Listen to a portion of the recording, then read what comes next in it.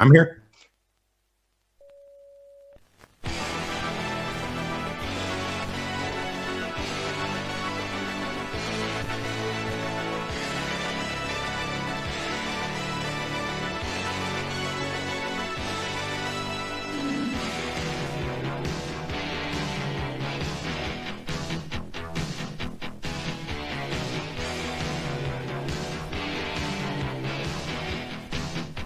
Welcome to the first choice.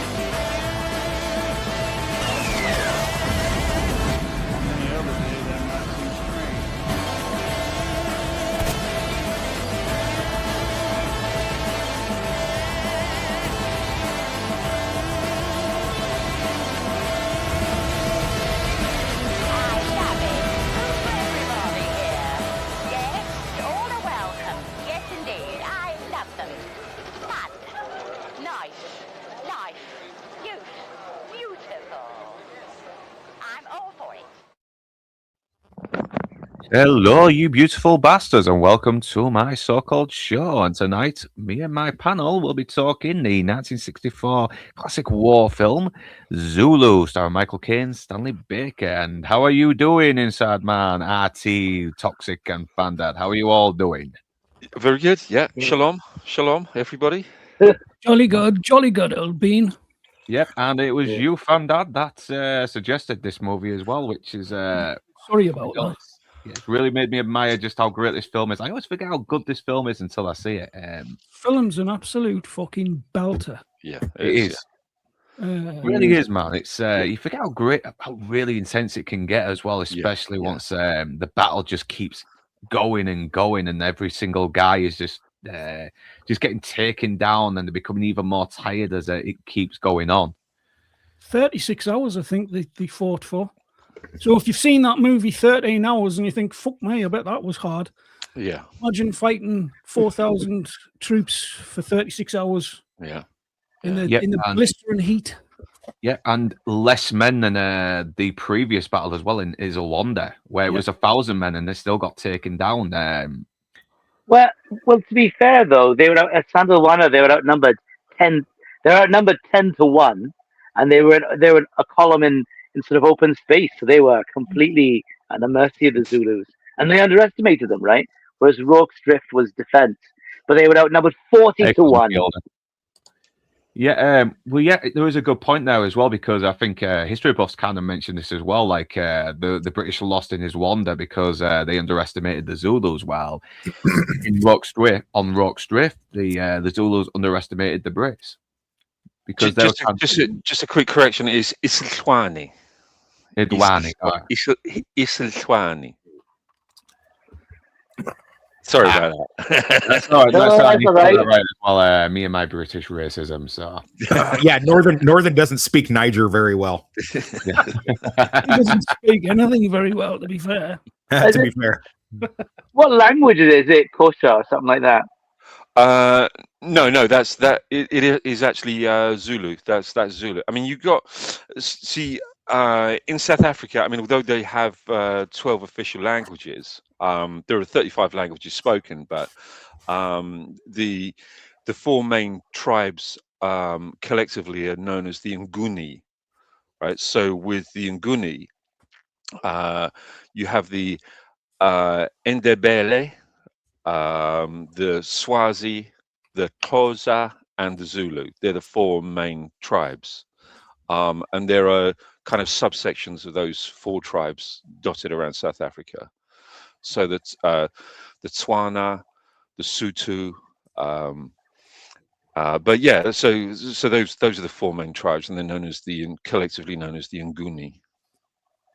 All right. How do we say the king's name properly then? Ketchawea. Yeah, Quechua. Ketchawea. Quechua. Because he wasn't actually at Rorke's Drift, was he? Wasn't it his brother? Yeah, it was his brother. It was his brother actually, who actually, I believe, from my recollection, actually went against the king's specific orders. Attack, sorry, it Yeah. was like he just went and did it anyway, didn't he? Yeah. They broke off from the main party at I'm going to call it Sandaldwana because the Boer guy called it that in the movie. So you had 20,000 troops at the Sandaldwana battle, and then about 4,000 of those broke off in an unsanctioned attack against Rorke's Drift.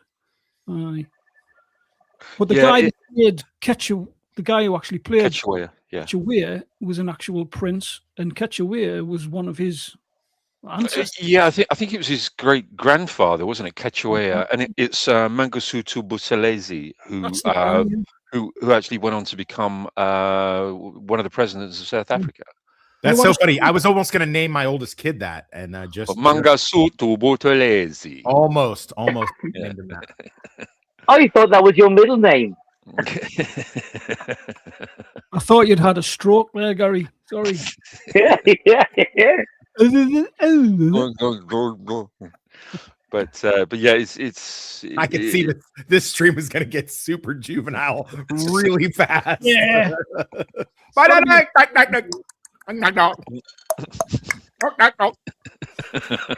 I can't complain about racism against the Welsh in this film because the portrayal of Welsh people is pretty accurate. Yeah. I actually laughed out loud when I heard the line. It was like, we do have a few English infiltrators, but this is actually a Welsh camp here. But we do have a couple of those English infiltrators or something along those lines. I thought that was which is complete inaccuracy, because there was about 150 men out of those. I think there was some 30 odd were Welsh, and the rest were made up of English and Irish contingent. Well, don't you guys, you Brits, you guys own the Welsh anyway, right? Aren't the Welsh belong to you and stuff? Yeah. They were based in Brecon Beacons, but they became a Welsh regiment eventually, I think. Yeah, they were. I think they were originally the Warwickshire part of the Warwickshire regiment, I believe. Yeah. But for whatever reason, all the places to be based in Brecon Beacons. Yeah, great place. I suppose a good place to train, I suppose. You got Pennyvan there, but I mean, it's all the places to base them. Actually, and that's one of the other.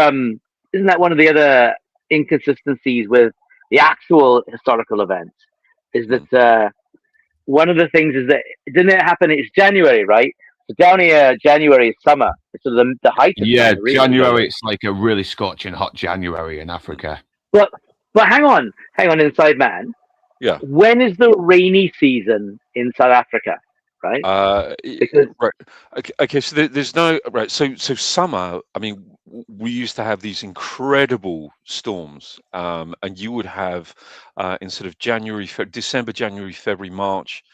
You would have absolute deluge of rain, and there was nowhere for it to drain off, and the ground would literally just fill up with water. So you'd be walking almost ankle deep in water. Yeah. And if it wasn't the rain, it was hailstones. Yeah. And they would be like size of golf balls. So these were like the summer storms. So you would get that intermittently. But people don't was realize that in like modernized society and modernity, that if you go out somewhere where there's a desert, like Africa, like Iraq, like that, I mean, you're basically having to throw pallets down because there's nowhere for the rain to go. You're just walking in total mud, and it's crazy because there's no paved roads, or there's very few of them, and even if there are, I mean, then the water washes somewheres. So it's interesting. It's a bizarre situation. It's like, in South African landscape, it's a strange old thing. There's such a contrast between like the Cape Province right the way up to Natal, and the Transvaal and the Orange Free State. They're very, very different, very, very different climates and very different geographical sort of features and everything. But if you go through the Cape Province, it's very green. But as you're going into the Cape Province, you pass through this area called the Karoo, the Great Karoo, which is like this completely sort of flat desert with the occasional little bit of scrub. And when it rains there, you're knee deep, literally knee deep in water, until the rain stops, and then within minutes, the sun comes out and everything drains off. Does anybody else think that InsideMan is missing his calling, doing like travel guides or something like that? welcome to the Serengeti. My name is Gary, and I'll be walking you through. Look at this beautiful, majestic animal right here. Isn't it amazing? He is from the land of Niger, as we call it. He's good at both basketball and chubby white women. Those are the two things that he has proclivities for. And we'll be following him throughout his day. But yeah, I have a question. Okay, I got a phone call. I'll hold my water for a second. I do have a question. I'm guessing there's still areas in Africa as well that still look the same as well as what we see in the movie here with them. I mean, the movie was shot, not a great distance away from Rorke's Drift, but let's just say it's not exactly a walkable distance. It's in the Drakensberg Mountains, called the Drakensberg. It basically means Dragon Mountain, so it looks like a dragon's back, hence it being called the Drakensberg. But I mean, although it really was quite some distance away from the actual battlefield, it certainly makes for a great landscape in which to film. So I mean, the actual battlefield was slightly more open, wasn't it? Yes, it was. Yeah. I mean, having been to Rorke's Drift a couple of times, it's very different to what you see on the probably movie. would have been a bit more of a boring film if it was just on a massive. Because this is where we kind of get into the whole historical inaccuracy territory as well, because it does change a lot, but you get why. It adds a bit more conflict, adds a bit more drama, and it does make you want to see these characters survive the battle more as well, because in real life, Chad and Bromfield were actually kind of on common terms a lot, wasn't they? And you mentioned this as well. Bromfield was a little bit older; he wasn't that inexperienced, but it does lead for a good, interesting character arc in the movie, especially. Yeah, I think when it comes, look, I know that there are always going to be certain things that crop up when it comes to this movie about the inaccuracies. Obviously, the biggest one is Hook. However, I've actually got a problem with all of the. Right, okay, I was looking. I thought, let's have a look for a documentary today. See if there was a decent documentary. And the first things that come up were, 10 things you didn't know about Zulu, 20 things you didn't know about Zulu, 15 things you didn't know. And I thought, right, okay, I'm going to give them a look. And I realized that the people that were doing these videos, I mean, obviously they were AI voices, but they were undoubtedly, they'd just gone to Wikipedia, they'd cribbed what was on Wikipedia, and they've formulated some kind of AI voice through Chat GPT. Real, low quality. It's really hacky as well. Low effort, really lazy. When I look at the sort of things that you do and other YouTubers do, and you put an awful lot of effort into writing the things that you do to go onto these videos, it frustrates me. But what frustrates me more than anything is that they're all cribbing off of each other. and all of a sudden it becomes Chinese whispers. So there's embellishments on the embellishments on the embellishments upon the lies or the inaccuracies. And if you really want the accuracies about the making of this movie, setting aside all of the historical inaccuracies, but if you really want the accuracy of the making of this movie, the BFI has a full archive of documentation, production documents, call sheets, production plans, minutes from production meetings, memorandi, everything that you need to know about this movie, the BFI have in their archive that they've curated.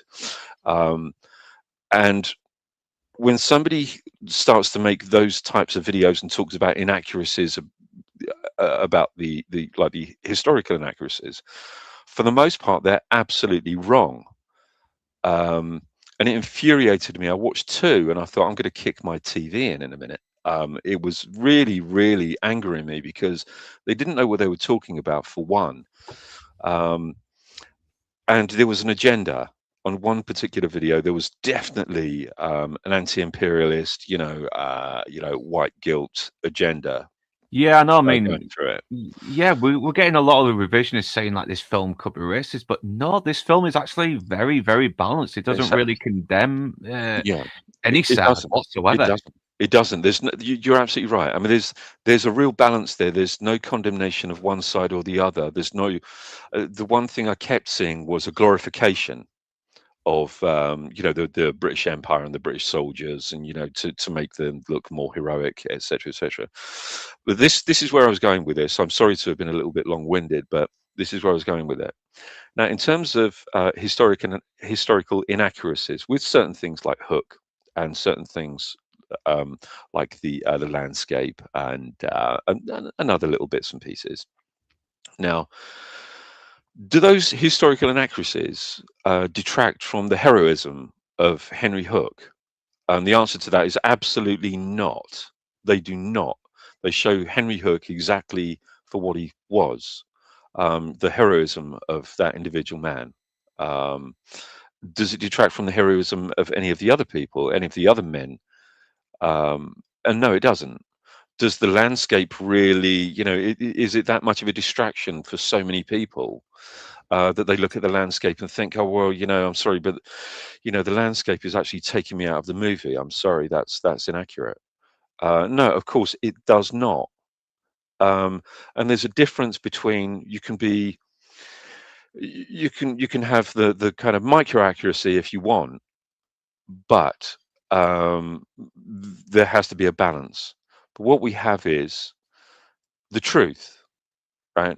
Now, this depicts a truth, the truth, maybe not necessarily the reality, because we can't experience the reality of what these men experienced, but we can experience the truth of what they went through. And I think there's a truth to this, and this is what a lot of people must remember. I'm just going to quickly cite Band of Brothers. If anyone thinks that every single word and every scene and sequence in Band of Brothers is wholly accurate, you are fooling yourself, because they're not. There are exactly the kinds of alterations that are made for that as were made for this. Yeah, because we've been on one of those streams, haven't we, where Yeah, we're talking about a soldier that apparently died, but it turned out he didn't. He had a bit of an alcohol problem, but he lived a pretty long life for a while, and I think we just kind of complained. I think Lance complained most because that they didn't correct it when the DVD came out, because they saw the episode and they complained, didn't they? As like, no, our father didn't fucking die in the war. He actually lived for a good long while. He was a good dad, But that's it. That's just what's happened, and hopefully they might correct it one day. I don't know if they have done now on the Blu-ray. No, it's not been corrected. But like I said, there's a difference between a reality, a realism, or the truth. It's difficult to get both of those crammed in. Something has to give somewhere along the line, because you are telling a story, and there's a truth in the story, whether there are some minor historical inaccuracies. There is an absolute truth in this story, and the truth of the matter is, the men that were at Rorke's Drift, I mean, they performed one of the greatest, one of the most heroic stands against an overwhelming enemy. I would suggest in the history of military warfare. In the history of modern brilliant warfare. as well. I mean, the fact they Yeah. were outnumbered as well, and they had this enemy just closing in, sacrificing themselves as well to make them, to sort of like test their gunpowder, make them make them use up their ammo or something like stuff like that. These really cool, these really extreme tactics as well, just to sort of like win and And in the end, the men still prevailed, despite the fact the odds were against them. There was one thing. Last night, you and I, we had a little bit of a chat, and we were kind of skimming over this for a little bit, weren't we? We were, yeah, for about sort of 20 minutes or so. And I think you mentioned something about the rifles, right, that were used. Yeah, you kind of corrected me because they were using bolt action rifles, and I mentioned that they didn't use they were still using like the lever action rifles, and it wasn't really. What it was this, right? So there was right. So we had a couple of situations. Like 40 years prior, there was a famous battle, as I said, between the Zulus and the Boers, the Afrikaners, right? And it was called Die Strijd van Bloedrivier, right? And it was a huge battle, and the Zulus overwhelmed the Boers. What they did was they stole their weapons, right? And their weapons at the time were muskets, so they were kind of like the sort of Brown Bess type muskets. Okay, so they were muzzle loaders. They didn't have a rifled barrel or anything like that, so they couldn't be considered to be a rifle. So you had to pour in the powder, the wadding, and then the thing, and they just sort of rammed down the lead shot with a ramrod. And those were stolen. Those were purloined, let's just say, by the Zulus, and they kind of knew how to use some of them. And they were stored, but not stored particularly well, and they did use them against the soldiers at Rorke's Drift.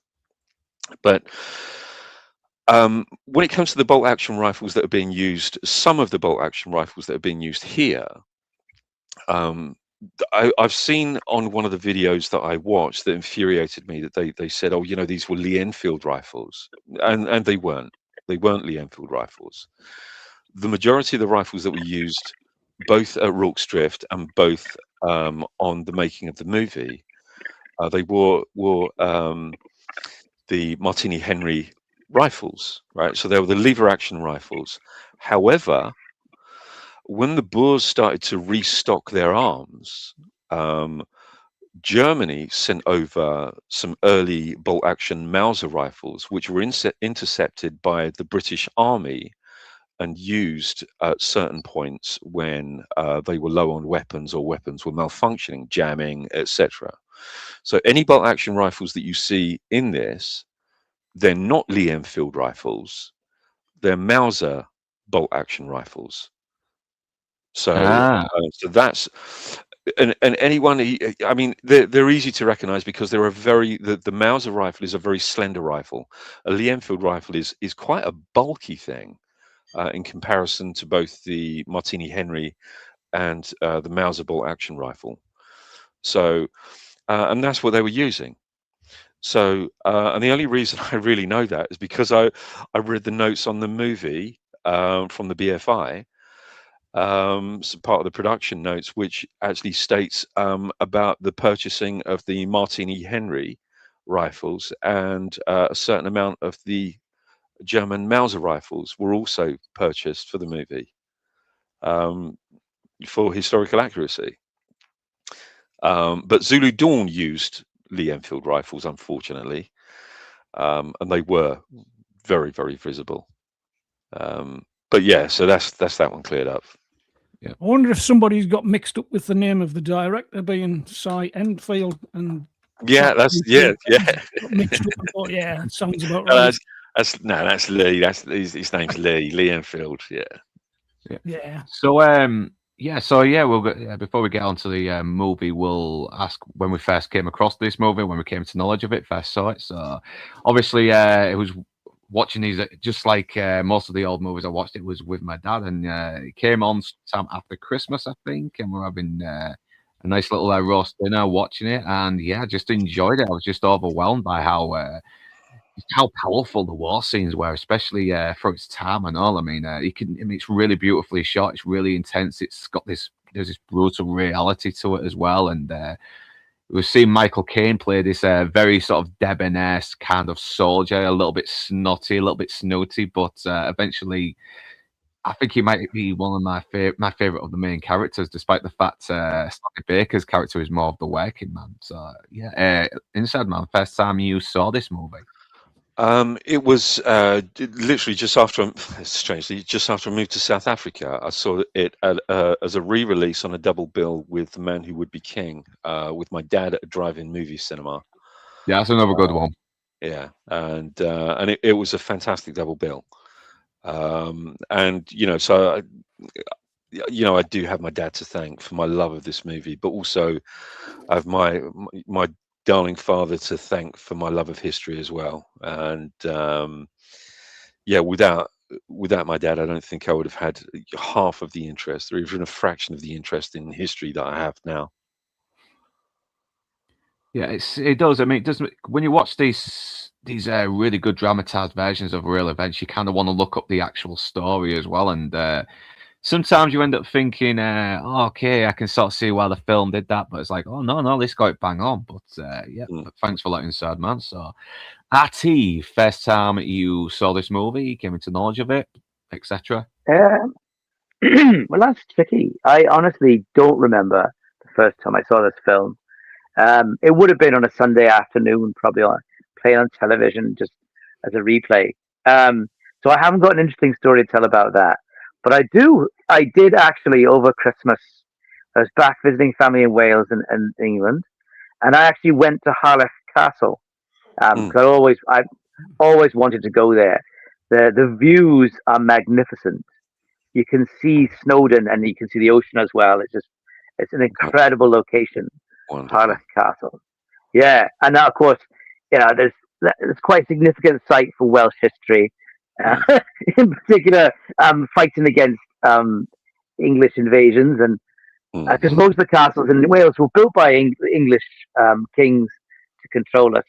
But anyway, but yeah, I mean, so that the reason this film's sort of popular with Welsh people, of course, is because Stanley Baker was Welsh. The guy who plays Shard, and he was a producer, so he put a lot of Welsh influence into it.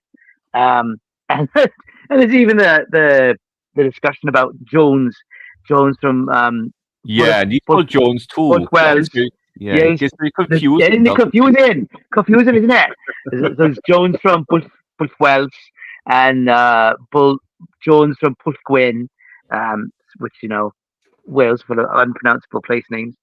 Well, not for us, but anyway. So yeah, and that song "Men of Harlech," it's still sung today at football matches from time to time, although probably not the English version. We would probably sing the Welsh version instead. I mean, we do find out that it never happened in real life, but we see why, because it just adds a sense. It adds more of a drama, doesn't it? At the end, the men are all tired, they're beaten, they're broken, they're weary, but they're showing the Zulus they aren't going to go down so easily. They're still going to prevail if they throw everything else at them. And I really although there's no record of it being Men of Harlech that they're singing, there is a written record of them singing to keep their spirits up. So I don't think it's a moral that thing, wasn't it? Keep morale up. I certainly don't think that it's that too much of a stretch to suggest that Men of Harlech would have been one of the great songs that they'd sung. I did see one of the videos said, it's an anachronistic song because it wasn't written until the 1890s, which is bullshit, because it was in the Songs of Wales for 1873. So it was already 6 years old. So there you go, another stupid schoolboy error with the lack of research of these nincompoops on YouTube. Idiots. Yeah. I'm looking at something on Google as well, and it says it oversimplifies Zulu motivations and presents a sanitized heroic view of the British defence. No, it fucking doesn't, Google. No, Stop lying. Stop lying. Sanitized. I mean, sanitized. Come on. Really? Fucking Yeah. Google. Oh, Google, man. This is why I don't like fucking socialist globalists fucking taking over everything. Yeah. Because they're basically doing the old Marxist thing, rewriting history to suit their own view. It's bullshit. Can I just point something out as well, guys? Yeah, because I was going to ask you as well. Don't forget. Say what you need to say. Sorry, mate. Don't forget that the narrator was apparently Welsh. Richard Burton. Richard Burton, Yes. yeah. He was drinking buddies with Stanley Baker. They used to drink together. Hmm. I think that's how he got Richard Bentley Burton. did. Oh, Yeah, Bentley the only drank real alcoholics in this movie as well, isn't it? So the only drinkers in the movie, I should say. I don't think was Stanley Baker an alcoholic. Maybe just someone who liked to drink, and that's it. Probably. But yeah, Burton definitely. Fucking hell, I mean, I would not be surprised if he was drunk when he narrated it and still pulled it off. Yeah, he was certainly one of the original shit kickers, wasn't he? Yeah. And what was that he said? Most of these actors like to wear makeup because they're probably homosexuals. I might be paraphrasing, but Say it again. I love it. yes, most of these actors like to wear makeup because just to hide the fact they're homosexuals. Oh, dear me. Me, the 13th Duke of Elmore here. Yeah, he was Welsh, but he was a very, very sort of like very eloquent Welsh as well. So he almost little English. But first time you saw this movie, Fandad Menace. Me. Right. It was probably the thing that sparked my love for the cinema. Was going to see this at the cinema. I'm trying to think how old I was. I must have been about 5 years old. Because the cinema we went to, it was the Rialto at Easington Colliery, a mining village. And it closed down during the mid-70s. So this was obviously a rerun. I must have been about 5 years old. I went with my dad. It was one of the very few times that my dad took me anywhere. Bless him, the awful person that he was. So there was me and there was he was like a sort of a cousin, Tony Park, and he was called. And we sat and watched this movie. And for all I was only 4 or 5 years old, I was stunned by it. From the opening scene to the very last seconds of the movie till the credits rolled. That's what I can remember. I know you misremember things from your past and your history, but I can still remember seeing the Zulus on the top of that hill, standing lining up as the soldiers were looking up towards them, and obviously terrified. I was terrified as well, but absolutely just engrossed from start to finish. I know, it just makes you admire the heroism of these men as well. Just this final last stand, knowing they could die trying to. That was the thing. Trying to hold this post anyway. Just death was apparent every step of the way, and going back to like the inaccuracies that Gary was talking about, and sort of Hook's character and people's characters in the movie. I think if it's changed them and kept them exactly as they were in real life, I don't think the movie would have worked, because it would have been pretty boring. But you've got the likes of Hook. He's a bad lad and he's a thief, he's this and that, but then he turns it around towards the end, which makes you empathize with him even more. Who knows, was the colour sort Nigel Green's character?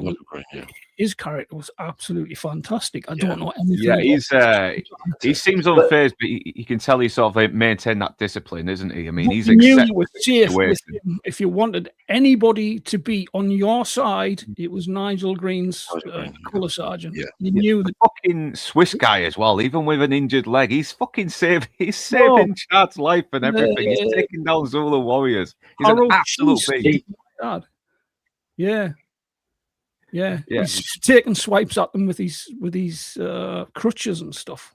I know. I mean, I'll probably embellish, but who cares? It's so fucking cool to watch. You know, it just makes you. It's like it's the was it It gets your The whole is adrenaline. greater than the sum of its parts or whatever. Just everything blends together. Every character comes together to make this one of the greatest movies that's ever been produced.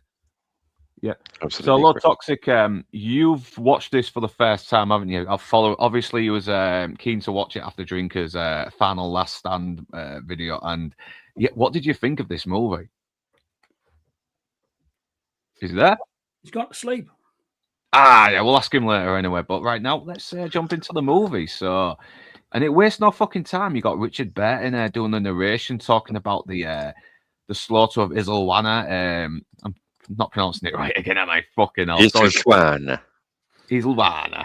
Isilwana. Sorry, I'm a little drunk here, but the writings are blurred here. Papa the boopy. Yeah, but yeah, it's fucking brutal as well. I mean, everything's set on fire. Soldiers are they're just entirely slaughtered. I mean, no one's alive, and they're taking all the rifles now off them and marching onwards. But it does sort of like show us, you know, it kind of sort of like highlights a little bit on Zulus. Helps us understand Zulus, as we should say, the warriors and their traditions and the ceremonies, and like we see here with the wedding, where we've got all these women sort of like held. There's more slides coming up, Luke. Yeah. Don't know if you're aware. Yeah, Stanley Jack Hawkins as well comes up later as one of the missionaries at Otto, who's trying to negotiate peace with the chief. Let me get his name up. Setsuwayo, if I'm getting his name right. Sorry, I'm a racist. Kitchawaya. Yeah. Now this kind of changes his character a little bit as well, because he was kind of a little bit off. He's a little bit all for the war in the movie, but in real life, apparently it was his brother who was pushing for it and broke up and against his orders. Yeah, and he's also played by the great grandson of the real chief of the movie as well, which was pretty good, especially since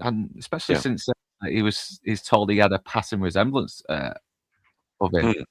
So that is a real nice little detail as well, and the fact they had real Zulus as well doing this. So when never seen a movie, they had no idea what a movie was, and it wasn't until Stanley Baker played some movies for them, like Charlie Chaplin and all that, and they enjoyed it. They really did. I mean, it's difficult to explain what it was like in South Africa during the apartheid system. I mean, you have to remember that this is a country that, by law, you know, there was absolute segregation, and we're talking absolute segregation, and a curfew on the indigenous or the native population. And there were restrictions on their work, where they lived. They had their own townships. They couldn't shop in any shops where white people shopped. Certainly, any main shops in the city centres. You couldn't go to the same cinemas. In fact, for the most part, they didn't even have their own cinemas. There were very, very few cinemas that were constructed specifically for the actual black population of South Africa. You couldn't get on the same bus. They couldn't go to the same gym, swimming pool, football pitch, anything. I mean, it was absolute segregation by law. So apparently, there wasn't even going to get paid for it, but I think they ended up selling them cattle, which was worth more than what there was originally going to be getting paid for. Well, again, this was another one of the inaccuracies that seems to have done the rounds on YouTube on a couple of the videos. The situation was this, right? So there was a restriction on how much you could actually pay somebody, how much you could pay any of the black population. There was very strict restrictions on pay. So there was a pay cap. And they wanted to pay them more for the use of their time and efforts and, and appearing in the movie. Because some of the other tribes, some of the Swazi tribe and other members of the Zulu tribe, they actually were part of the workforce that helped construct a lot of the production village where they lived.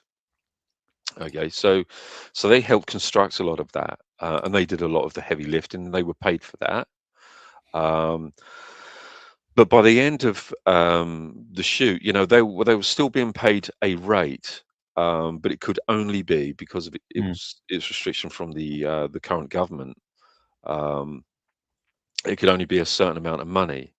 But because they couldn't pay them by law, they weren't allowed to pay them more than the government had insisted.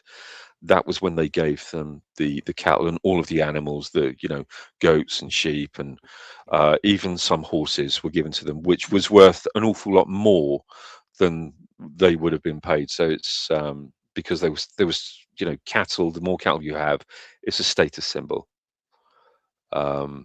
It's a sign of wealth. The cattle is more a sign of wealth, more so than money on your hand. Okay, well, that's one little correction here as well. Yeah, Internet Movie Database really has a lot to answer for there. Yeah, it's because IMDb gets an awful lot of its facts, unfortunately, from contributors, and contributors get their facts from Wikipedia, and Wikipedia gets its facts from contributors. Oh yeah. We all know how weird unbiased Wikipedia is, don't we? Yeah, it's this strange kind of circle jerk thing that they've got going on, that everybody is feeding off of everybody else's inaccuracies. All they have to do is go straight to the archive that's readily available to absolutely anybody and everybody should they wish to access it. That's all they have to do. Yeah. So moving on, what I like about this beginning is it's still behaving like a movie. It's establishing this world, isn't it? Letting you get to know what this world is all about. Even despite the fact that it's fictionalized and everything, it still wants to get it right. It still wants to get the Zulus right and everything, and how people were behaving around that time. And we see this. His daughter as well, Otto's daughter, Margareta, if I'm getting her name right. She's really Margareta Witt. What? Sorry, Margareta Witt. Margareta Witt. Wasn't she a figure skater? Probably looks like she could be. No, I was making a joke. I was hoping Gary was going to catch that. Katharina Witt was a famous figure skater from East Germany back in the 80s, but sorry. Of course. Sorry, mate. I'm a bit slow on that. Bit slow on that, mate. Sorry. Come on, mate. Gary. Yeah. Sorry, everyone. I'd just like to point out, what was the rating on this film? Because there's a fair bit of nudity at the start. I mean, in a respectful and not gratuitous, in a traditional way. Yeah, it says approved rating on Internet Movie Database. I'm guessing that's the original rating, but it's PG. It's PG on DVD. Whether it's got raised to a 12 on Blu-ray, who knows? Then that would have been released as an A back in the day. So you had a U. You had a U, an A, a double A, and an X. Well, you could get away with the boobs anyway because it's not really sexualized, is it? It's just mostly it's just highlighting the people's culture, and that's it. Well, I thought the boobs were great. Like, it's the first time I'd ever seen any, and I've been a fan ever since. Yeah, I wonder if they still have to get through some censors to actually allow it as well because it's culturally appropriate, something like that, maybe. Yeah. But we are seeing the Zulus through our eyes a little bit as well. She's questioning how girls so young can then be chosen as brides for grown men. Is like, well, and he's sort of like trying to be the middle. He's trying to have a middle ground about this, isn't he? Otto, he's saying, well, in Europe, men do. Young girls are betrothed to rich men. At least here, they're betrothed to brave men. Yeah, because he's also very conflicted as well. How they're celebrating. A man can have so many wives, which is going to leave multiple widows later on. So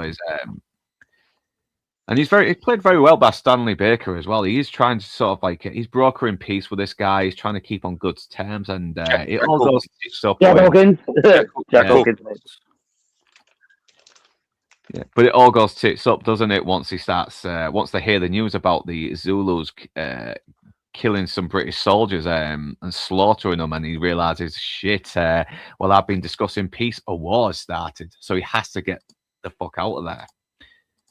It's a good introduction as well. It's a good use of the characters other Yeah. people to tell us what is going to go ahead, Yeah. rather than just have a Zulu tribe dancing and whatnot, and then having to use subtitles to tell the audience. Yeah, we never see that, do we? We never see subtitles when the No, Zulus speak because you already know what they're probably saying. You know Yeah. they're saying charge and kill the White Devils. You know, we Yeah. know they're saying that. Well, look, Definitely. yeah, but you realise is they're going to head up to Rock's Drift and take out the men there. So he must warn them, and hopefully he can try and get them to safety. And yeah, one of them tries to stop her, but he orders one of his men to let her go, and he kills the other guy for disobeying his That was fucking insane. But like, so it just shows the power of the unquestionable power of the king. Just like, nah, fuck that shit. Nah, get off her. Right, you stab him. Stab. And he just does it without question. Yeah, I know. It's Brutal. Like, I know. Jeez. But Once that's again, it's how regimented they were. How just, following orders and guidelines and just respect. and it's done visually as well. It shows you just how these people conduct themselves as well. Yeah. And this is where we meet Shard, played by Stanley Baker, and he and his men are trying to sort of get this bridge built, everything. And he's obviously a soldier from Isolwana as well, and he's just come down there to help him with the bridge because Bromfield mentions earlier that if he hadn't come down here to build that bridge, he would have been slaughtered as well with the rest of the men. So. And obviously, we see we've got some locals, some natives working alongside them as well. And they were in as much danger as the British soldiers because they were deemed traitors, weren't they, for working alongside the Brits? Yeah, I mean, this is where some people find it quite problematic because I've heard some commentary on them being called slaves. And they weren't. No, they just they seem to be treated as equal. They're hired hands. And I just, but there seems to be a kind of a default attitude. Also, if you see, British imperialist army, colonialist army somewhere, and you have some indigenous population that are working with them, so therefore that denotes that they're slaves, and of course they weren't. But I've seen it a couple of times, and again it's something that infuriates me, that they can't see that they're actually providing the local population with work. They weren't they weren't under the yoke. Oh, terrible, isn't it? It's like people are trying to sort of ban Gone with the Wind because of how it depicts slavery, but the thing is, a lot of slavers were actually good to their slaves. Not everyone was whipping them all the time. Some actually fucking housed them, fed them properly as well. As long as they tended the fields, whatever, tended the house, it was like, okay, but not defending slavery in any form whatsoever. But we've got to look at context. That's it.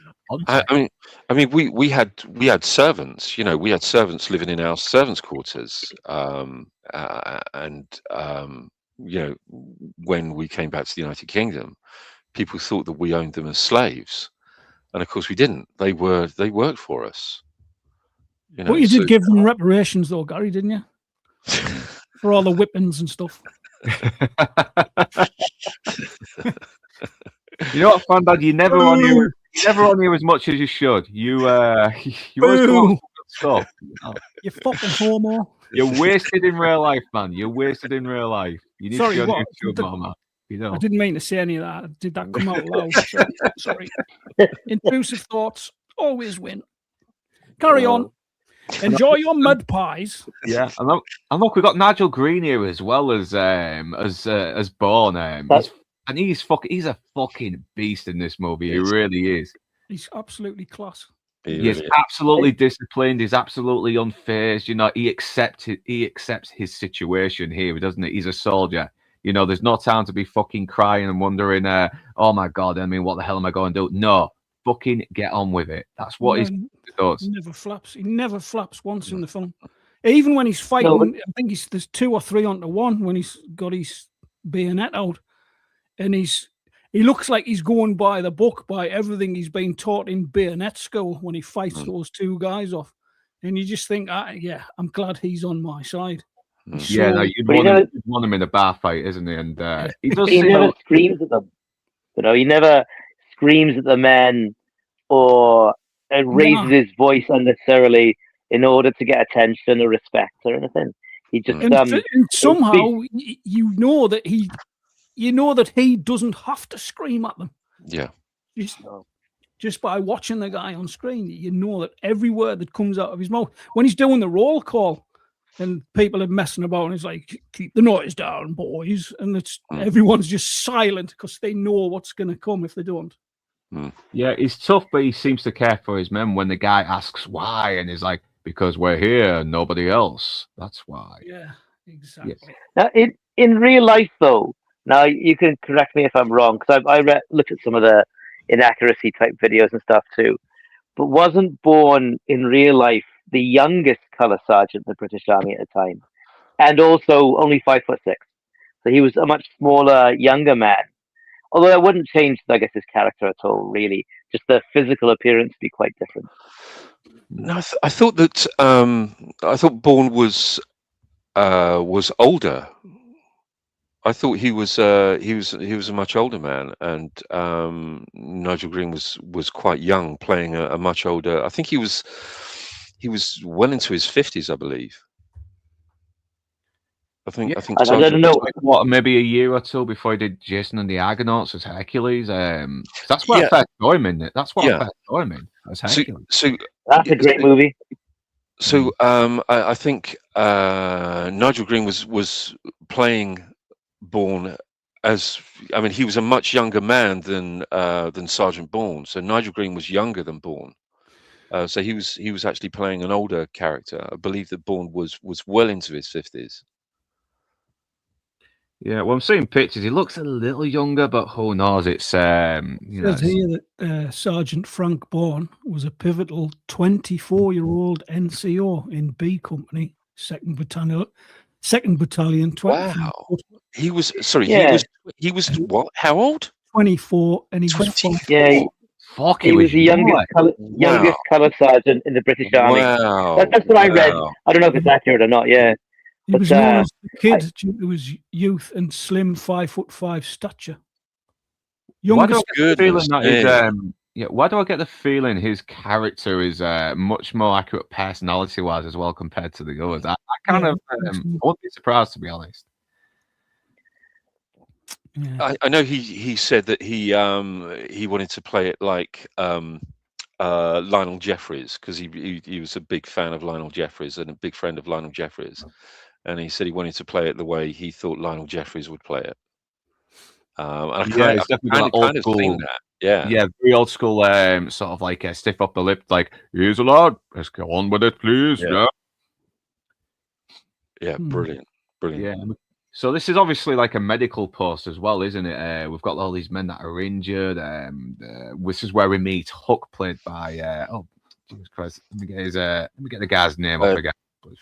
Booth, is James Booth. James Booth, that's it. Yeah, James Booth. Yeah, and he really does make a good impression here as well. I mean, once again, this is really good visual storytelling. We're seeing Shad is kind of one of the average guys as well, and he's trying to get this bridge on, and these people are laughing at him. But then one of the other sergeants knocks the people in to try and help him, but.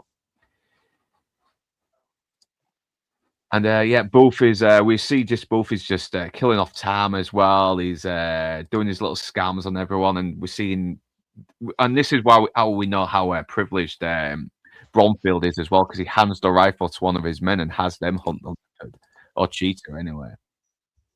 Yeah, and this poor guy, he takes a long time making his soup, and it all gets fucking thrown on the fire. Yeah, but did you see the state of the soup? It looked like he was boiling socks and vests. Yeah, it's almost bad as Arwen soup in Lord of the Rings. But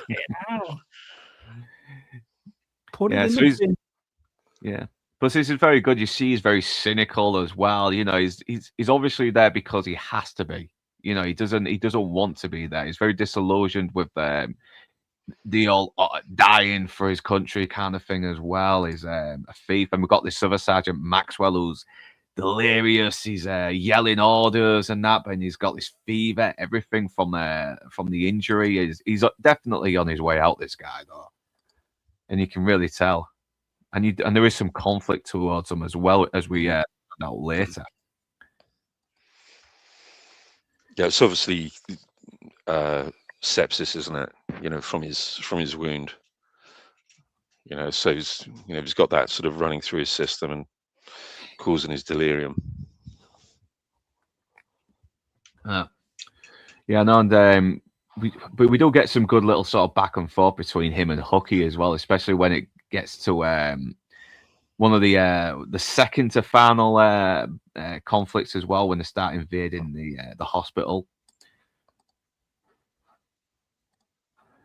So yeah, get back onto the slides here. Do apologise. Is Toxic back yet? Is he back? You there, Tux? Yeah, no, we'll talk to him later anyway. So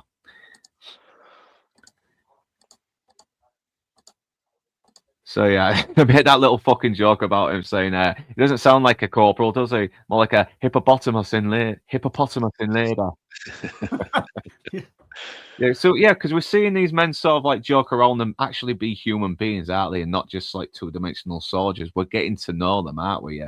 Because these are just average guys. That's it. Who are drafted for duty. Like people, a lot of people were back then. It wasn't voluntary. You got drafted in for the army if you were young, fit, and able. You had to do it, no matter what.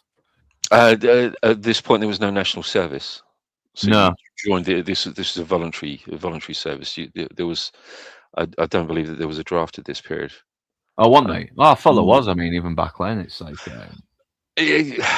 no, not the kind of draft that we know. I mean, most men volunteered for the army either because they wanted to become a soldier, a career soldier, or they were running away from something. As it has been for throughout history, I suppose, even up until today. But I don't believe that there was a draft at this period. I love this introduction as well, where he just goes up to Shard as well and is like saying, "What are you doing with my boys?" And it's like, "Well, they're building the bridge." It's like, "But why use my men?" It's like, "Well, they're sitting on the backsides doing nothing." It's like, "I wish you'd asked, fellow." So we're really seeing just how pompous and snooty he is as well. He's really asserting his privilege, everything. And Michael Caine plays it so well. He's like, because he's this proper working class, wide-eyed Cockney boy, and he's got to play this very graceful sort of snooty little fop here, and he does it, and he really does convince in the role. You almost want to punch him a little bit, but that's what makes his character development later on so fulfilling. Is this Michael Caine's first proper role? First major role, yeah. First major role, yeah. He was in other stuff, wasn't he? And he was a veteran as well in real life, Michael. Yeah, Korea. Yeah, Korea. He fought in Korea, so he has some experience, and that's why he still manages to make a convincing soldier, even though he's playing someone who's a little bit inexperienced. But I like how he doesn't sort of get it as well when he says, "I'll get my men to polish your boots," and it's like, "There's no need for that." It's like, "Well, I'm not going to do it, am I?" He's not getting the idea that Shard is the kind of guy who would polish his boots himself. I do love that line. Well, you carry on making your mud pies. Mud pies, yes. Chin chin. Chin chin. But I would expect he thinks he's ranked above Chard anyway. Yeah, he does. He's shown that. And he corrects him later on, doesn't he? It's like, well, is there such a thing as a gifted amateur? But yeah, he can really, and I think it was all due to the director being American, because I think Michael Caine even said, "Well, a British actor would not let me play that part." Yeah, can you do Michael Caine for us this time? My name is Michael Caine, and I am a nosy neighbour. No, Michael Caine. My name's Michael Caine. No, you have to say Not many people know that. Now all I'm hearing is fucking Zippy from Rainbow. My name's Michael Caine, and I'm a nice and My nice. name's Marco Caine. Pango. I'm looking for the actor who plays Emmanuel. No, it's Private Owen, isn't it? Played by Ivor Emmanuel. Yeah, Private Owen, but Ivor Emmanuel. Yeah. Yeah, I'm getting the names mixed up. I do apologize, but yeah, he sets up. He's a really good setup for the great moment because he's basically there because one of his men is one of the tenures in his choir, and he needs him. And we found out he's a baritone as well. It's like, well, I hope you can. Well, I hope he sings better than he works. He's only to get some good lines as well, and he's basically the straight man as well. But he's more humble and. He's basically the same character throughout. He just kind of reveals a little bit more about him that makes him such a really good fleshed out character. But once again, great introductions on the men we are going to be seeing trying to survive for the next 2 hours and 20 minutes. So yeah, let me get my notes up. I do apologise. Should have had them up earlier. I do. And this actor as well on the left, I forgot his name. He's in Get Carter as well, isn't he? He plays Albert, and he's been in loads. This actor, it's and Manda as well, wasn't he? He's in Manda. Just what I was going to say. He was the barman. Glenn Edwards. Glenn Edwards. Yeah. Yeah. Because I was thinking I recognised him, and I was trying to place his face, and I was thinking, was he the barman in Only Fools and Horses? But it's Minder. Yeah, and he was married to Eutha Joyce of George and Mildred fame. Was he? Yeah, he was. Married to her. Oh. Yeah, he was. Yeah. Jammy bastard. Yeah. Yeah. But yeah, he was a nice man. Really, for some reason, it doesn't matter how this guy is. He just seems to have always had an old face. You know what I mean? A very, very kind of. Not a lot of actors do though. That's it. Harry Dean Stanton's been old his entire career. He was 27 when he was born. It's just on. There you are, Toxic. Yeah. I asked you earlier, but you wasn't there. So first, you've seen this movie for the first time a couple of days ago, didn't you? And obviously last night. Yeah, obviously because Drinker, you was keen on seeing it because of Drinker's Last Stand, and since I did the stream, it probably influenced you to. Yeah, you know what? I'm going to watch this movie. I want to jump on it and see if I can add anything to it. So, what did you think of this movie then? I was surprised. I was surprised by a lot of stuff. And one of the questions that I had before I started getting a phone call. By the way, I got a phone call. Went outside to go talk, and my freaking dog ran outside and hit my leg in such a way I took a header down the stairs. That's why I've been gone. I got ice on my ankle right now because he knocked me down the stairs. Oh man. Some dogs will fucking do that. I mean, my dog has done that every time. When I took her for a good run on the field there a couple of years back, she ran right in front of my legs. I fucking toppled right all over. Well, I didn't even see it. I didn't even see it coming because they had just let him out right before the stream so that he would be docile and whatever. And then he's looking at me right now from the couch. Like, why are you talking shit to all those people? What are you telling people our business for? I said I'm sorry. Oh, he just turned away. He just turned away from me. He's facing the other way. You can't tell me dogs don't understand. Anyway, and I heard this addressed a little bit a few minutes ago. So in the credits, it says introducing Michael Caine, but then I looked it up on IMDb, and he'd been in several things before this. Yeah. This is his first major role. Oh. So as so he was in essence he was co-starring, if you like, or the the second star. So okay. So that's what you have introducing because somebody may have had smaller roles prior to, but if they have a starring role or a key role, then it's always introducing. Okay, fair play. So I watched it. It was basically as advertised. It has, this great scenes and stuff like. I do take a little bit of an issue with. I think it was Fandad Menace that said, or it was RRTNZ. I don't remember. One of you guys said something about the movie 13 hours. Imagine doing like 56 hours. Well, I mean, to be fair, these Zulu guys didn't have fucking machine guns and IDF and things like that. So I mean, it's a little different, but okay. I mean, it's fine. But I do like the soldiers trapped behind enemy lines type story. That's always extremely compelling, especially if it's based on a true story. Whether it be We Were Soldiers or this, or Yeah. Glory, or a million other. Yeah.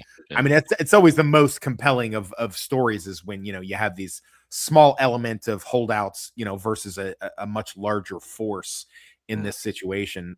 So yeah, it's good, but it's not only that, it's compelling up to that point. You get a very interesting idea of who the magistrate is. You get a very interesting idea of what this base is. You have the conflict with the pastor and his daughter trying to warn these guys, saying, you're going to get overrun, and this is going to be this, and and what at first seems to be blind hyperbole, and just it turns out this is just the way that the soldiers are trained to do. They're not trained to like cut and run and things like that. But then you dive a little deeper, it's got another level to it, which is the fact that this was sort of an illegal infraction, kind of premeditated and kicked off by some of the powers that be, both with the crown and with the African Zulu nation itself. So it's really intriguing.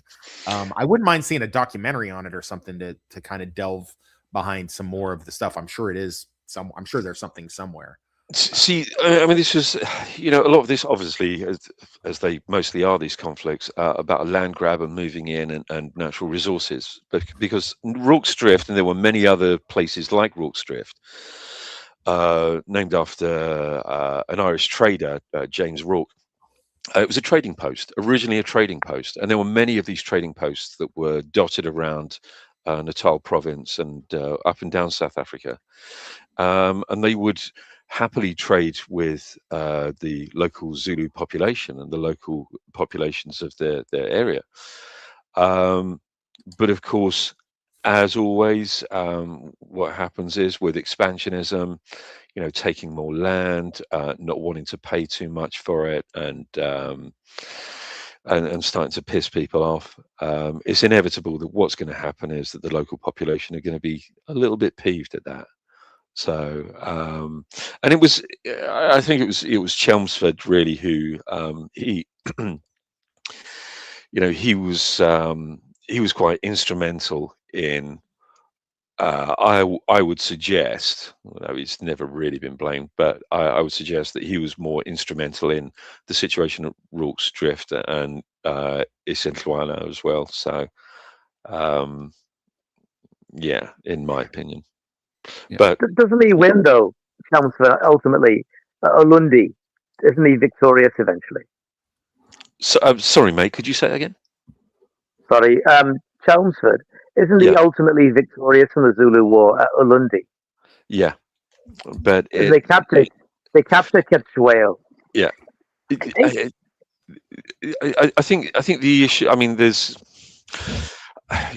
one of the things that I think we really got to look at when it comes to this kind of thing is that obviously we have to be completely non-judgmental. It was a different time. Right. Yeah, exactly. Completely different time. So, we have to sort of stand back from that and just look at it as a piece of history. There's no rights and wrongs, as Luke said right at the very top of the show. The kind of balance between the two. They're both in this movie are respectful of each other. They both know exactly what each other are, what their capabilities are, but I just find this period in particular one of my favorite periods in the British Empire. I mean, I loathe imperialism and colonialism, but I think this is a really interesting time for the empire, particularly the South African Wars. Yeah, because it went on for a fucking long time, though, didn't it? And then ended around about the 80s, 90s, something like that. Yeah, and then of course straight after that you had the first Boer War, and then you had the second Boer War, which finished in 1903, I think. I just got to know how hot those fucking uniforms were. Yeah, you guys don't fucking learn in January as well. I mean, you guys don't learn shit. You guys don't learn shit about fucking wearing red fucking suits and fucking open fucking areas. Like, I've worn this uniform, this very same uniform, literally identical uniform to this. the same woolen tunic, the same trousers and boots, same pith helmet with all exactly the same gear. You know, the pouches and all of the webbing there. And in the extreme heat and in this kind of terrain and weather, it's unpleasant to say the least, because once you sweat into these things, because they're pure wool, the moment they get wet, they start to stink. I mean, they smell really bad. You know, Yeah, wool I can smells smell those pure. uniforms through my fucking computer right now. Yeah. But when Yeah, you tactics- sweat in them, and they smell really bad. Yeah, I mean, tactics were different back then as well, because I mean, this is like in the days where you would charge at the enemy, you wouldn't hide for cover and then shoot and try to avoid getting shot, because it's, you know, things were just so different back then. It really was. So this is the scene where Ardendorf comes down to warn them about, you know, the Zulus invading Islwana and well and slaughtering everyone, and he's in total disbelief as well. How the hell can 1,000 men with guns get slaughtered by indigenous people who don't use guns? It's well, outnumbering them 10-1 probably helped. Yeah, there was Yeah. 25,000 Zulus, so they had a bit of a Yeah. no. It's But like British, advantage. we could take these indigenous people. I mean, they're so primitive, aren't they? Yes. And he kind of it seems like he kind of blames some of the natives who were working with them as well, because they got slaughtered alongside them. But Adendorf got him as well, saying those blacks were by your side, by the way, and it kind of humbles him a little bit as well, because he's still kind of a little bit up his own ass. He's still very arrogant, you know, and which once again leads to his character development. But I think this is where he starts to sort of see where he could at least be, where Chad could still be a little bit of a mentor to him as well, because Chad ends up kind of being someone he ends up sort of like looking to when he has no idea what to do, because he's still very new to being in charge, isn't he? That's what he says when Chad gets injured, right? We need you, you know. He meant it. Chad says, you know, that this is what you want. You want to take command. It's yours now. And but Bromhead's, you know, he recognizes that Chad has the better plan for the defense. That Chad actually is more of a natural leader than he is. He may have been born into it from being from a more aristocratic family, but he knows that Chad, honestly, despite the 2 months difference in their commissions, right? So the seniority levels is quite similar, but he acknowledges that Chad has the better ideas very early on. I know, because we say that as well when. Yeah, sorry, man. That's a great thing about combat. That's what everybody who's ever been in combat loves about combat, or even if you just go to the field. When you're in heavy duty training or combat, all that admin, chest pumping fucking bullshit about who's in charge, I'm in charge, they're in charge, I'm in charge, he's in charge. All that bullshit goes out the window. They look to the person who knows what the fuck they're doing, has the best plan, and has the best chance to get everybody out alive. And to make he sees that once the guy complains about the soap being dumped, and Chad says, well, we don't need the Zulus using the fire against us, and he's in agreement with him as well. He's like, yeah, it's a good point here, Feather. Yeah, so it is, yeah. But this is where they do sort of pull rank. He tries to assert his privilege a little bit as well in his rank, but then he reveals no, he was promoted like a month or so before him, and it's like, well, I suppose there is such a thing as a gifted professional. It's like, well, are you questioning my experience? It's like, no, we can come to some sort of agreement, as you say. And he's still very sort of snooty about it as well, but he knows that Chad is probably the only guy that he can look to some guidance and get him out of this, because he's still in over his head, isn't he? He is. Yeah. But he's brave. The Michael King. Yeah, he does. He shows. You see him fighting, especially when he's fighting on the rooftop, you know, and he's alongside this guy, you know, both of them. God, you just It's fun, reading actually. Josh's comment. Yeah. Oh, sorry. Anyway, yeah. Oh dear. Hey, Rich, Oh, what are there was you doing? there was a comment about the Woman King. You know, the Woman King was a better film. Said Well, no I would one just ever.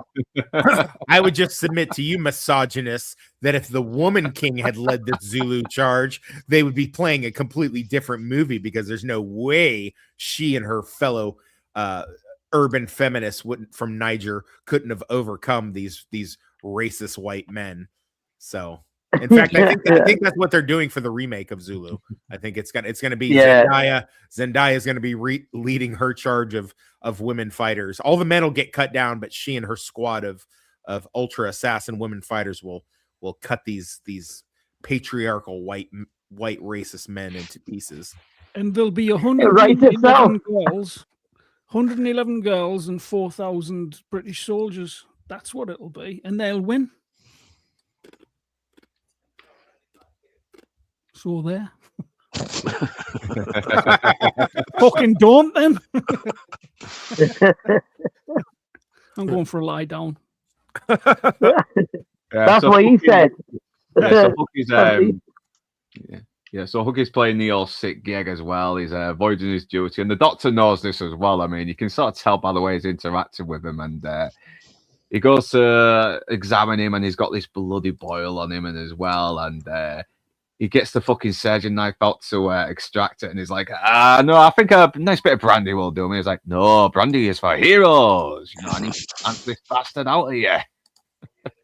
Who knows the military expression for what that guy's doing? Is he a lance corporal? No, I mean the guy playing sick. There's a military term. Malingering in it. Gold brick. Gold brick. There you go. Good job. Gold brick is actually the title of my next book. Gold brick. Oh, He's gold bricking it. Yeah. Can I just point something out about this scene though? When he goes to lance his boil, the acting from James Booth is second to none, because he puts out. Did anyone notice the little whimper? The sort of almost start. Yeah, he does. He almost when he cuts into him, and he just. I thought that was excellent little detail. Yeah. Admiral Teagues, yeah. Admiral Teague, yeah. Admiral Teague. If they remake this, the preacher's daughter would convince them the best thing to do is surrender. And damn, you know, Mr. E, you could have come on this as well. He did a paper on this, didn't you? So, but yeah, it's still building up, isn't it? You still get to know these characters a little bit. So now Otto has arrived as well to try and warn them, to try and get them to leave, and please use those. And he's trying to get them to take the wagons as well and get the sick out of there. But it's looking like they've got no choice, because they can't exactly run, can they? Because they've already had one disaster, and they do have to make a stand now, because it will look bad in front of the crown, and it will upset the civilians eating their breakfast. Practically though, if they cut and run and they're caught in the open, they're dead. I know. 4,000 against 150 men, you know, with a bunch of them injured, they're toast. If they cut and run, it's much better. Yeah, he's right. It's much better to make a stand from a fortified position than to be caught in some sort of half-assed convoy where you know, almost anything can happen. So I mean, if you had a small squad of men all fit for duty, that would be a different story. You could, you know, you could traverse, you could counter, things like that. But if you have, you know, this element, although small for a garrison duty, is too big to be on the move and running and fighting. So I agree with RRTNZ on that. I definitely would have fortified, stayed and fight. So Chad is making the smart choice, because Bromfield does try to suggest to get some men and disperse and ambush them, but from what you said, yeah, that would have gone tits up, and Bromfield probably would have died along with his men there. So he begs them to get the wagons, get the sick out, but in the end, he uses the wagons to barricade the whole place. And there's and this soldier's called Calf as well, and he's tending to a calf. So he's basically slacking off, and he's told to work alongside everyone else as well. And the two Welsh singers, after sort of That's great. Send the Welsh off. Send the Welsh off into the hills. That's fine. You're a baritone, aren't you? Go up those hills, and if you see anything, sing the alert. And this is where we get the bullhorn tactic as well. So it's like an old one. The buffalo horn. In military terms, that's a twin envelopment or a double envelopment, and that tactic that they use, it's something that's still taught at Sandhurst and at West Point, and this is exactly where it comes from. I was going to ask if this was still used today. This tactic, it is. Toxic. Yeah, Toxic. Is this still used? Was any of your squads? Has any of your squads used this Toxic? No, man. I was in two very differing, but both considered small parts of the Army, the Military Police Corps and the 82nd Paratroopers Regiment. So basically, with the military police, you go in almost like the front or the rear cav, going out and then finding where the enemy is at, and in like a 4 to 8 man Humvee team, small element group like that, and then calling in for reinforcements if you make contact. And then with the 82nd, our main objective would be to deploy after parachute behind enemy lines and come in from the back or something like that. I've never been part of I was not in the infantry or the main cavalry or anything like that would utilize that's basically if you have a lot of numbers on your side in order to make that, because otherwise if you tried to use a small element and employ a tactic like that, you'd have too many holes in your line and breaking your defenses, so it doesn't really work that way. But because the Zulus had so much manpower, they're able to accomplish that. And especially, it's got to be coordinated though. It can't be done, a smarter play is to do what's called I don't want to go off on too much of a tangent, but the smartest play to do is what the insurgents and the Taliban used to do to us, which would be called a 3-pronged attack or a complex attack. One, they hit us with indirect fire or mortars just to shake us up a little bit and get us to scramble. And then they drive in a VBID or a vehicle-borne IED, basically a car bomb, smash the defenses, and then run the squads of troops in through the smashed open defense area. That's your best bet. But of course, the Zulus wouldn't know that, so they wouldn't know to do that. So they use that antiquated technique, which is great if you have overwhelming, firepower and numbers on your side. But if you don't, then whatever. And then of course, obviously, without spoiling the end of the movie, the garrison figures out a way to repel that with overlapping streams of fire, which is that's basic good cover and defense type tactics, which is well done. Again, all of this stuff is it's all sound, but it just basically depends on what resources you've got. If you don't have the resources to employ a certain tactic, then it's no good. How he would have known that is a little bit of a mystery to me. I did have some of it on and may have missed, but how was that officer familiar with their attack preparations? How did he know that? He's a Boer. He's not British. Oh, he's a what? He's a Boer. He's a Boer. He's very familiar with the natives as well, and their culture and everything. So he's familiarized with himself with the natives. He's a real sapper. Well, fair play then. Yeah.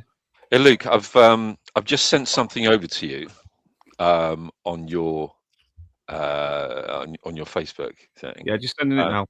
Yeah, I just sent it. See if you can get that up. You know what?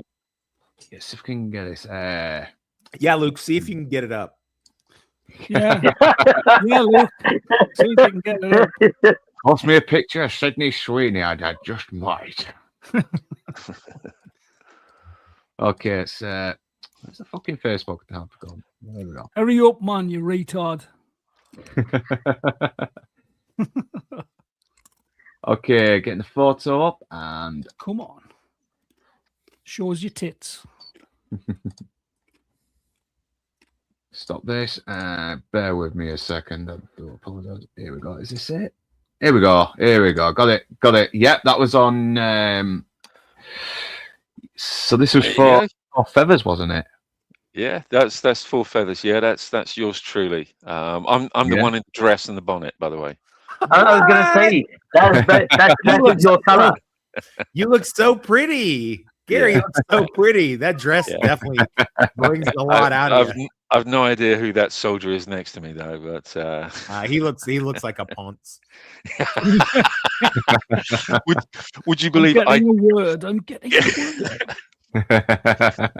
Would you believe that any facial hair that might be there is actually all my own? So I would believe it. I would also. So listen, I've never been an actor outside of high school theater. I'm just curious. Did you fuck this chick, or like was she willing to? Or? Oh no. Gentlemen, No, never this is no. God, no. So Gary, can I just ask something? Does your head go all the way to the top of that hat? It does, yeah. It's slightly cone shaped. Yeah. Unacceptable. And right at the very top, there's a single hair, very very thick, wiry corkscrew hair right at the very tip. Yeah. Delicious. Yeah. So there you go. So then that's. I'd give you one. Gay. Yeah, I mean, the same uniform. I mean, extremely uncomfortable, to be honest with you. But yeah, and very very hot. So, but especially in sort of desert conditions as well. I mean, you know, if you're out there for serious length of time, I can't imagine what those men must have gone through. What a great Department of the War you guys had. 100 years ago. It's like, I was thinking we might have a garrison and maybe a battle in the desert. What should we wear? Do you have anything that's made of wool? Do you have anything that's hot as fuck? Yes, we do. Don't forget that thermal underwear. I wish we could wear something that would not only put us aside as a big target. Would red work? Bright red, yes. Capital. I have this new camouflage. It's red as fuck. It's in case we bleed, it doesn't spoil. But General, what about what the colonists did to us in the Americas? How dare you speak of that? Shut your gob.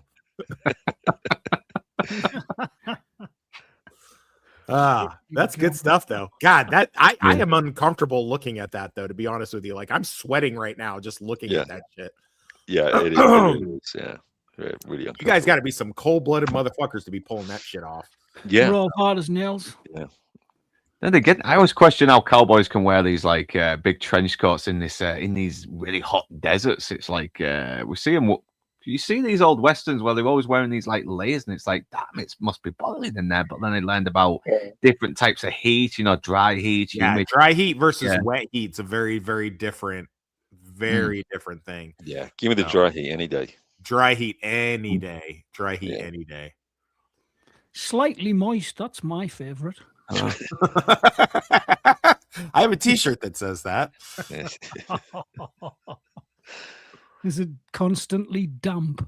Yeah, damper by the minute. It's good to know that even 100 and some odd years later, we still use sand tables in the military to make strategic plans. We still draw in the dirt, basically. Yeah, it is. Yeah. So back to the bullet was basically, okay, the chest composed of the seasoned veterans. This central force engages the enemy head-on to pin them in place, absorbing the brunt of the fighting.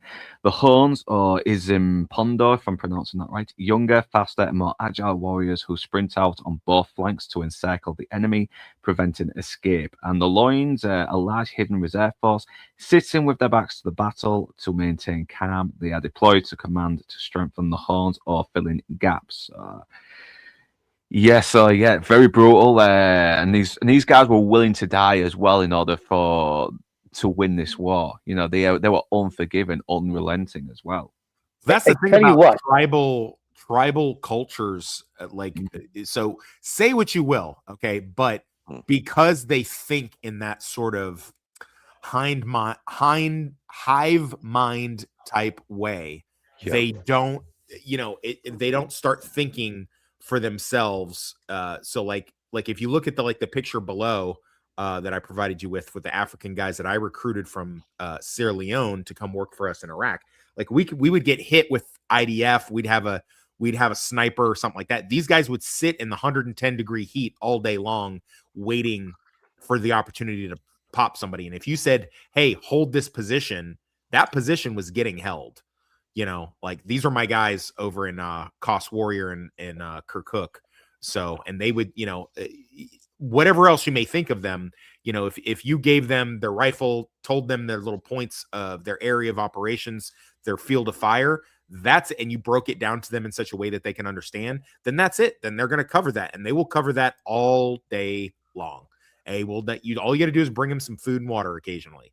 So that's it. And then there's nothing else to it. So, I mean, I'm saying that to say this, you know, you try to do something like overcomplicated, they start bucking on you, and they do have an issue with it. But if you make if it's something that will work with, you know, their collective type mentality, then they're pretty effective in utilizing it. So, you know, make of that what you will. Yep. And never underestimate your enemy. That's the thing. That's what it's kind of led to this as well. Enemies underestimating each other. Yeah. Looking at the deployment, right, at the extreme opposite of what Tox has just said, like the absolute opposite of that. Another film I think you've got to do one day is Waterloo. It's free on YouTube in lots of places, right? Good film. But if you want to talk about a film that, like this film, it takes an hour to set up its battle. But gosh, in terms of films that are about deployments, like you watch Waterloo, and you see, like, because they used real Soviet soldiers for that, right? It's filmed. Bondarchuk, Sergei Bondarchuk made it. I think it was the Russians. Oh, maybe it was, but they would have been Soviets back then, 1970. So they'd have been Soviets. Whether they're Ukrainians or Russians, don't matter. They're all Soviets back then. Just one thing. Yeah, what was you going to say, Fandad, as well? But my point was, if you watch that film Waterloo, it's about like the massive deployments of human beings in synchronized formations, sort of the opposite of what Tox was just talking about. Yeah, well, it's just about to ask Fandad as well. What was you going to say, Fandad? Is that the one with Rod Steiger? Rod Steiger, yeah. That's the one, Rod Steiger. Yeah, the good one, not the shit Ridley Scott one. It is a good film. But I did read somewhere where there you go, shot on location in Ukraine. That's 17,000 authentically dressed extras. I'm sure it was most of them were from the Ukrainian army.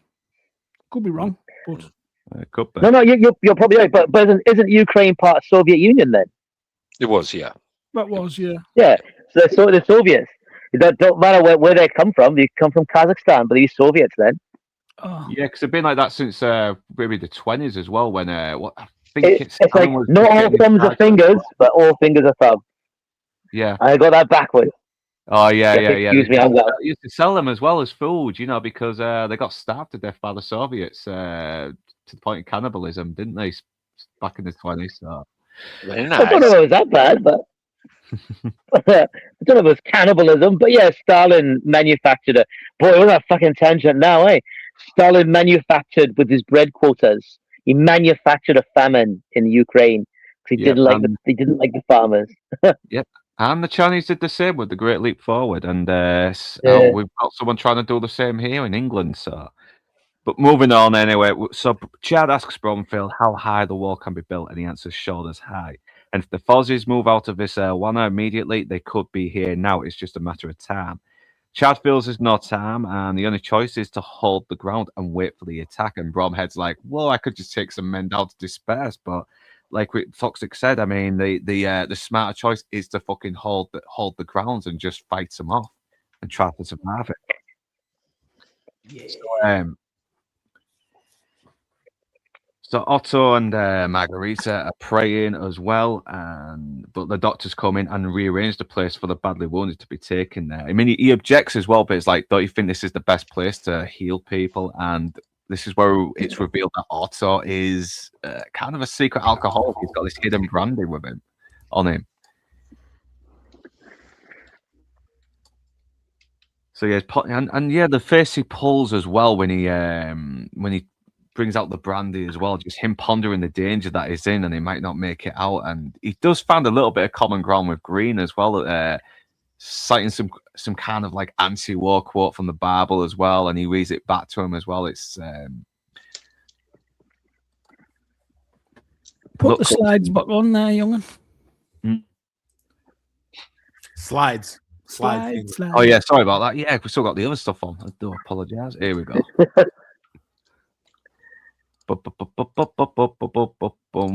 Yeah. Hooray! Yeah, so Margaret's really trying to tend to the sick as well, but she wants them all to, and she wants to stay there until they're evacuated. But all the soldiers start handing them rifles, including some of the sick, which they object to as well. And this is where we get Maxwell just giving this fucking lecture to Hooky as well, saying, "You know why you're here? You're here because you're a thief, because nobody wants you." And you can tell you can see the animosity between them, but even when he collapses in his delirium, he still helps him up and puts him into bed. And he has a lot of reasons to hate him as well. He says, "Do you know why I'm here? 28 weeks field service, because I sent money to my wife."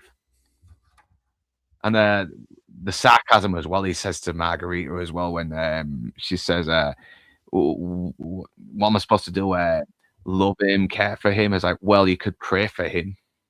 So they're all making loopholes as well, aren't they? Because there's only a matter of time before the Zulus could get, close and even closer. So they may have to gun them down from there as well. And it makes a good barricade and a good place of security for now. And they got to love yeah. And I love Cheese here as well, the Swiss guy. He's you got all these lads, they're really not taking this as seriously as they should as well. And he's saying, "What do you know about Zulus?" "Oh, well, they're all a bunch of bloody savages, are they?" "Yes, well, I know they can march 50 miles and still be ready for battle." They can run. Yes. Run 50 miles. 50 miles and still have enough energy for battle. And this is where we meet the Welsh. I think it's interesting that line, sorry to interrupt you, that line taken that way, because, a modern take on this is of course Tears of the Sun, where you have that small Navy SEAL element, with a huge battalion of African soldiers that are trying to overthrow the government. And it's just like that's sort of taken almost for ironic levity, that line here.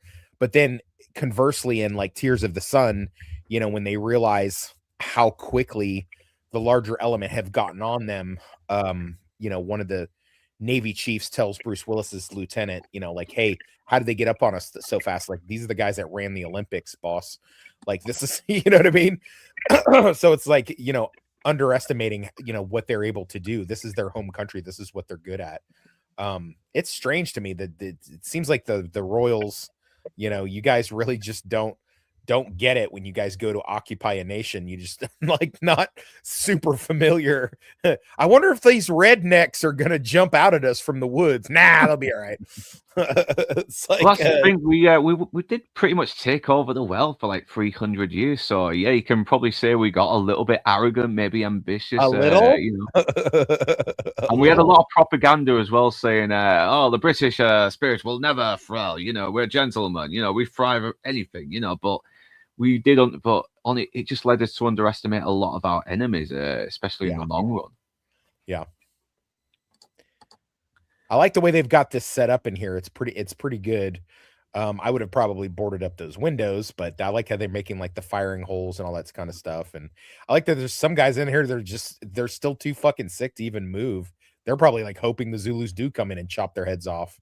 They're like, yeah, this. Oh yeah, I mean, because they didn't have any of the antibiotics back then. You got a bullet in you could get gangrene, fucking like you said, sepsis, infections that would just fuck you up bad and make you delirious. Just imagine a bullet, bullet going through one of those uniforms, and you getting a stack of that wool uniform stuck in you as well. I kind of feel like those uniforms would almost be bulletproof with as much layers as those things have. And it wouldn't spoil the color either. So Yeah, happy days. I don't think anything short of a cannonball is getting through those things. I might be wrong here, but I think that was the whole thing as well. Because if they got injured, the enemies wouldn't see them bleed. I don't know if I might be mistaken there, but I'm hearing. So you're saying that the Royal Crown military adhered to Deadpool's standard of this is so bad guys. That might be it. Might be it. Something was in my head playing around that kind of along them lines, and fucking that might be it. Yeah, sorry, I'm dead fucking stream. Yeah, it does sound logical though. What sounds logical is getting some fucking homemade liquor and getting this hot preacher's daughter somewhere private right before the fucking Zulus attack. That's what my mind was going with this whole thing. Well, yeah, it does seem like it could be logical as well, the red, because let's not forget we had armies back from 1,000 years ago that would wear these like masks molded in to look like something demonic as well to make their enemies think they're were-demons. It's yeah,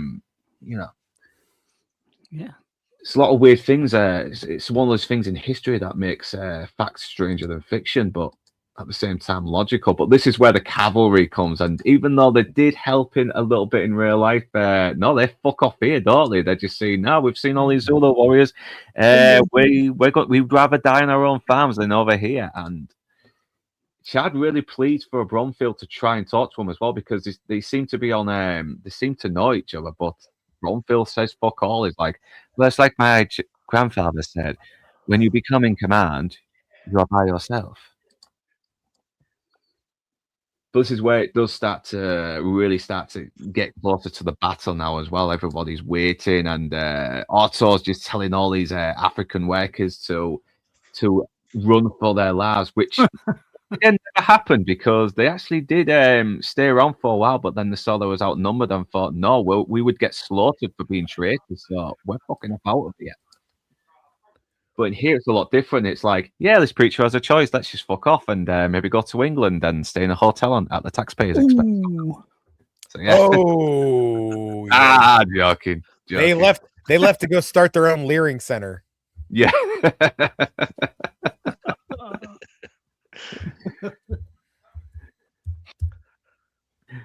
Yeah. So now it's just waiting, isn't it? It's just waiting for the inevitable to happen. Well, no, they got defenses to build. They're going to be busy. They got wagons to turn over. They're going to build the redoubt. They got lots of work to do. I know the fucking look on his face as well when he's like, "You want the wagons? Fine, here's the wagons." And they start tipping them over, and he's like, "I meant to put us all in the wagons and then take us to safety. I mean, what did you misunderstand about that?" He's like, "No misunderstanding. We're just going to use them as barricades." And yeah, the music starts amping up as well. Da, da, da, da, da, da. It's it is one of the great soundtracks. Isn't it? Great soundtrack. It really is epic. What's his name? John Barry. John Barry. Yeah, because I thought it was John Barry as well, because it does sound like there was hints of this used in Goldfinger as well. Some of the music cues. I tell you what, though, it's. This film is so well made and the scenes are so well shot and directed that a lot of them don't need music, right? That a lot of those scenes in this film don't rely on musical cues. As the audience, we know exactly what's happening and how we should feel about it by watching. Especially it didn't actually happen in real life, but the final battle in this film, there's no music. After they stop singing, that's it. There isn't any music until the firing ceases, because you don't need music at that point in the film. You don't need it. The action on screen does everything for you. It's just chaos. The last stand, chaotic. I know. And the futile attempt as well. He tries to turn this wagon over before he realizes I'm not going to get through to them.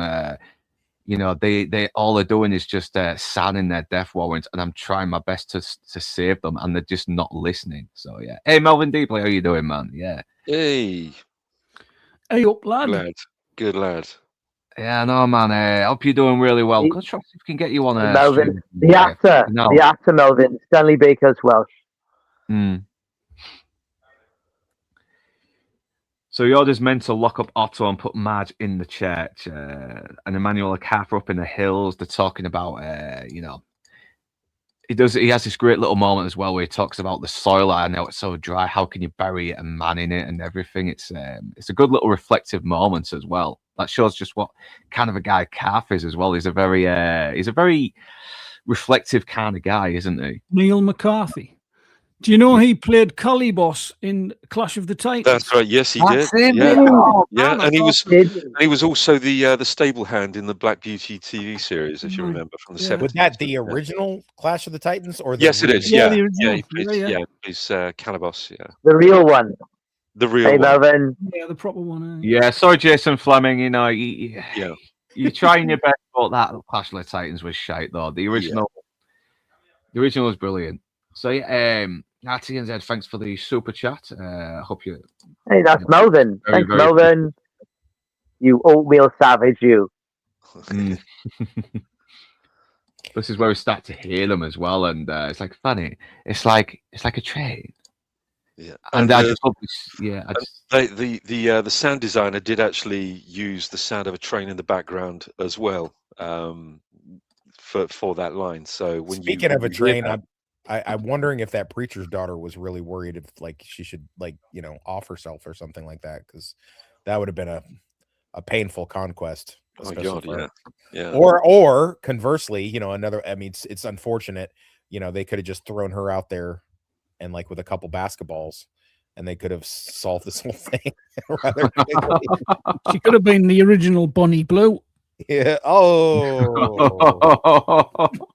Oh. Bonnie yeah, Black because and Blue. I mean, wasn't that kind of a thing with the Native Indians as Native Americans doing that to women? When Oh, yeah. they kidnap them, torture them, rape them. So it's like, Oh, yeah. yeah, if we get surrounded, you need to kill yourself because you're gonna get fucked over really bad. Yeah. Mm. That's what most of the female soldiers I worked with in Iraq, they understood. They're like, all right, if we get overtaken, just blow your head off, because they'll take us somewhere and chop our heads off and mail them to our families and video it for Al Jazeera, but you women are going to do some painful time over here. So Yeah. I mean, you're Do you dealing hear with that? Hope not savages. hate. Do you hear that? Hope not hate. Women against the far right. Yeah. Mm. I'm going to point something out here while we're on about the what's she called? Is it Ulla Jacobson? The lady that plays Margareta is a Swedish. She's a Swedish actress, and Rock's Drift was a Swedish. It was a mission station of the Church of Sweden. It was, yeah. So that It was. little detail that they've used a Swedish actress. Yeah. Well done. Yeah, she died pretty young as well, 1982. She was born in 1929. So, yeah, damn man. Yeah, She ain't hard to look at. Yeah, she was gorgeous, very beautiful, and like you said, the real character was like 6 though. But I guess I can understand. I wanted someone a little bit mature who could act as well, and kids are always a little bit hard to get pretty much act proper in a movie because they just lack a lot of experience, don't they? And older actors do. Is that how old the actual person was? 6-year-old. I don't know. Yeah, 6 or 7, something like that. Yeah, yeah. Yeah, we're doing really well. We're doing really well. We're kind of trying to be a little bit historians in our own dumbass way, but we've got some very good, smart people here who know us a little bit more better, and people just love this movie, and it's just fun talking about a great movie. And I think what RTNZ was saying about the photography, how beautiful it looks. I mean, it really does look quite something else, isn't it? Yeah, and I love this shot as well, where you don't see them, but you can hear them. You know they're coming up. You know they're coming over the hill somewhere, but you don't know how far they are. But they're closing in. It's like the sound of impending doom is just marching slowly to you, and you have no idea how close it is. It's really kind of intense when you think about it. I noticed that at the beginning, certainly on the version that I've got, that it was shot on Technoscope, which was 70mm format. Mm-hmm. But this version, it doesn't look wide enough to be a 70mm format picture. Yeah, this is a movie that needs to be in widescreen as well to Yeah. be appreciated. And Yeah. usually, I usually kind of wonder. I mean, do you really need the black bars just to get an extra bit of, sky or that in the shot? But this is where I think, no, you need these wide shots. You really do, because it just makes the whole world feel more epic and bigger. It really does. Yeah, I do kind of like how Bromfield is getting a little bit snooty and bureaucratic with Chad when it's like, you gave a rifle, a coward, a drunk, an insubordinate, a rifle, and he's interrupted by the sounds of the Zulus coming as well. He just shuts up because it's like, yeah, we've got bigger things ahead here. You know, we've got bigger problems to worry about here. So he gets the men to, he gets born to order the men to get to their situations and get ready for battle because it is coming. And yeah, it really waits. And then you got this crane shot as well coming into this young soldier who's guarding Otto in the shed. And apparently this was like one of the first movies to use a very lightweight crane shot, which was invented by Ken Eddy, if I'm getting my facts right. Yeah, that's right. Yeah.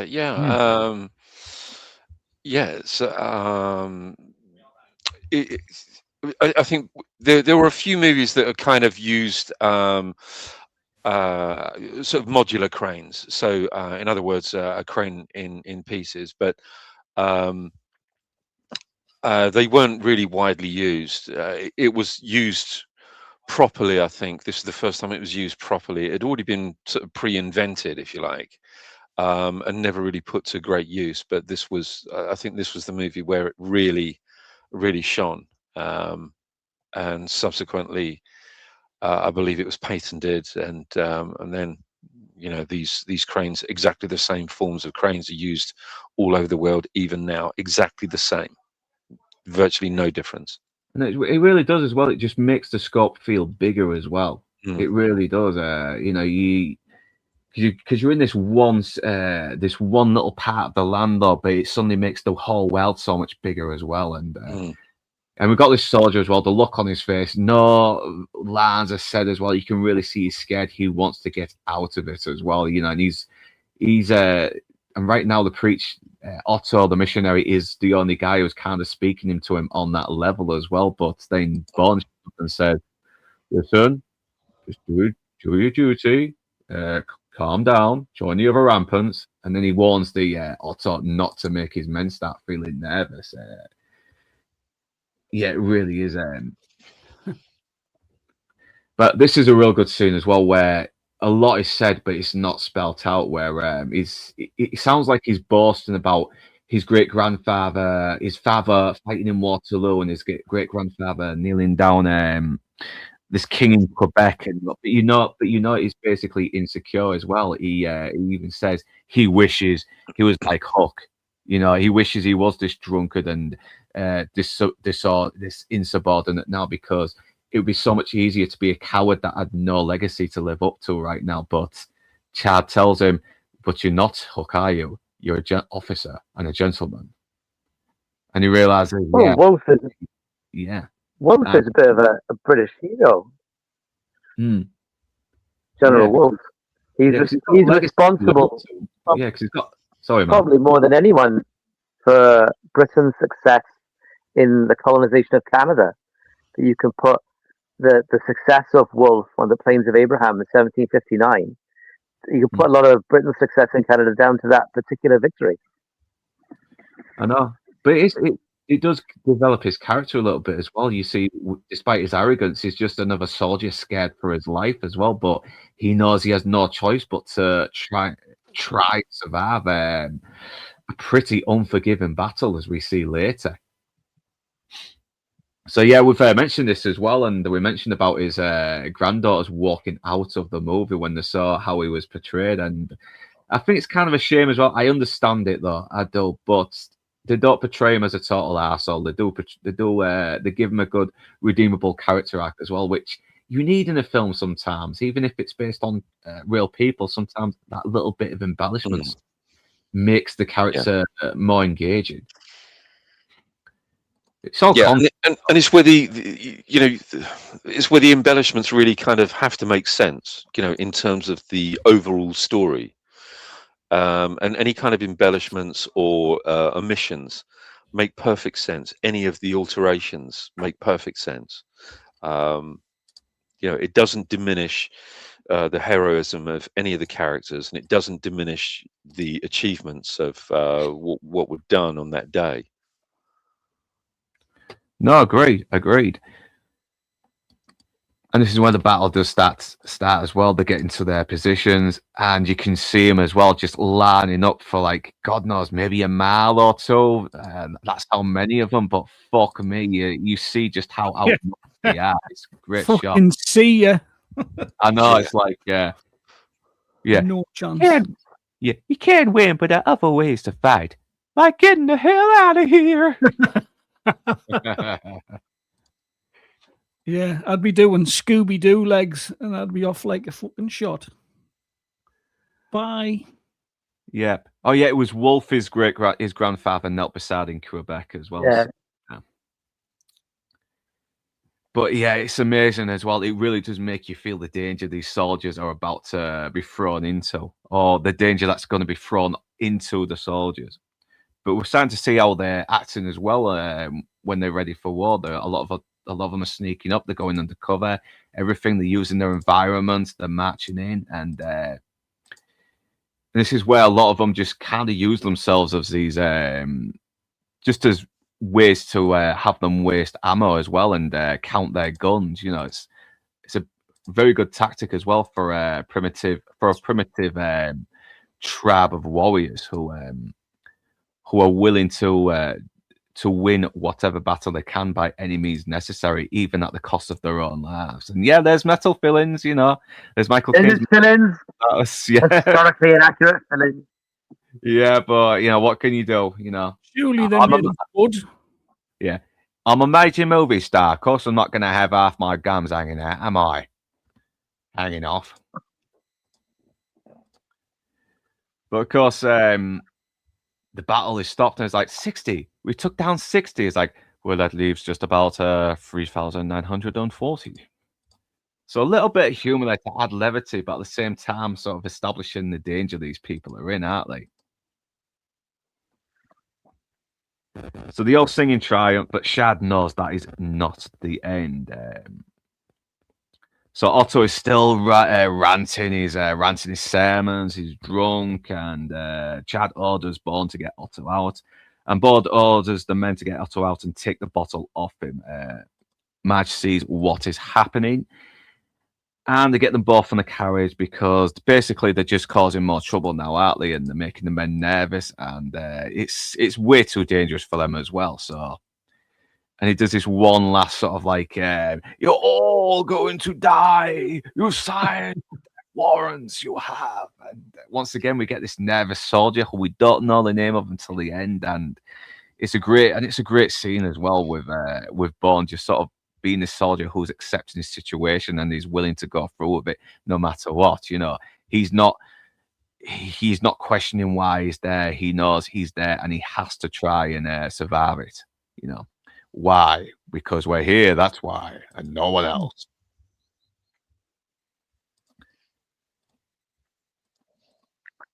So yeah, more Zulus come and they get shot at one, and we even see one pull out a rifle that they stole from the beginning.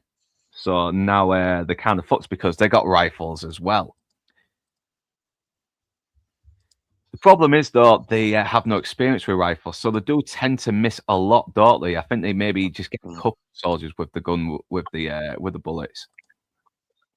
Did anyone keep count when you watched in the film to make sure they got the right number of British casualties? Because it's only 17 killed and it's 15 wounded, so 32 altogether. But did anyone keep count as you're watching? Oh yeah, that guy. Okay, that's one, that's two. To see if they got the right number. No, I didn't. I didn't look carefully enough, but I wonder if they did. If they got the right number of soldiers, I don't know about the right times, but if they actually got the right number of casualties. Yeah, I hope so. Anyway, but But yeah, Joshua The Ford. Zulus might have been well. keeping count. Right. Sorry, Fandad. I was saying the Zulus might have been keeping count. I think I saw one with a piece of chalk writing on his mate's back. Just yeah, well, they definitely were, weren't they? Because that was the old thing. Doing it at the in the first part of the battle, wasn't they? They were just walking into gunfire and counting the guns and seeing how they react to to gunfire. So yeah, Joshua was just mentioning something about the facial hair as well, because apparently most soldiers were required to grow a mustache just to look manly back then, and we're seeing a lot of clean faces here, clean shaven faces, I should say. So, oh shit, yeah, he got throat cancer and ended up with a voice box late in his career. Oh shit, man. So Charles Gray's voice was used to do him. I was like, oh, so yeah, oh yeah. Sorry about that, Lord Toxic. How you doing, man? I don't know what happened there. I think he had to go. I think. Yeah. Duck out. Yeah. Oh, I see. Yeah, well, he's got his work, hasn't he? So he's got his work cut out. Yeah. So we do see a few soldiers get wounded as well, because one's pretty much stands up in plain view because he can't see him, can they? And they get him, and apparently. Yeah, he gets hit in the leg, but apparently in real life he was hit in the arm. So, and there's a picture of him somewhere getting his medal, and it's in a sling. But obviously we need him. We need him with a wounded leg so he can be crawling on the ground, handing weapons to his soldiers. One guy gets taken down, and he's badly injured as well. He's asking for his tunic to be undone as well. But it's really intense, and now we get the close-up battle as well, where they just storm right in through the barricades. And look at Bone go as well. He's like, yeah, come on, motherfucker. Try and take me down. You got no fucking chance, yo. Yeah, that was the part I was talking about before, where he's just, he's going to be good in a battle. He's just so straight-laced and regimented. Yeah, definitely one. Yeah, he doesn't give a fuck, man. He's a total pig. Everyone in this film is brilliant. I mean, even the Swiss guy here as well. He's hobbling on an injured leg. He's got his bandage off, and he still takes some fuckers down. He's an absolute beast. He batters them about with his crutch.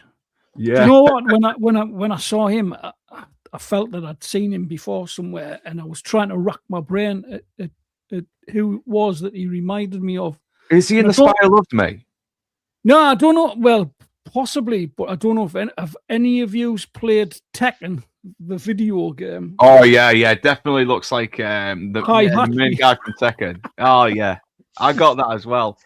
I think he might have been in Spy Who Loved Me. I think he's like the second guy we see Jaws kill. I might be getting mixed up with another actor, but he does look like him as well. And yeah, Charles Gray, he played Blofeld. He played I forgot the character's name in You Only Live Twice, but it was like the spy, wasn't he? Who was being in Japan. He's like James Bond's contact. Let's stirred, not shaken was right, was it? Yeah, Maud Adams as well. Yeah, Maud Adams. She was Scaramanga's squeeze, and she was Octopussy. And, definitely the Bond girl that Roger Moore should have ended up with and not done A View to a Kill. Definitely. But once again, it's really intense as well. There's no slick John Wick style choreography or, or jujitsu or anything like that. No, it's just pure fucking savage, trying to survive and just taking everyone as they can. It's like the British gentlemen officers going full on savage as their enemy as well in order to survive. But the choreography is quite spectacular, though. I know, but it doesn't look choreographed as well, which is good. It like these men really are trying to fight to survive here as well. For their lives, yeah, because I like how the fact that they are just swishing their weapons at them as well. They're kind of looking like they're about to hit, then they're flinching because they think the enemy's going to hit them, but which is a lot more realistic. It's very much like the duel, the move. What's that Ridley Scott film where they have a duel anyway? Is it called The Duel?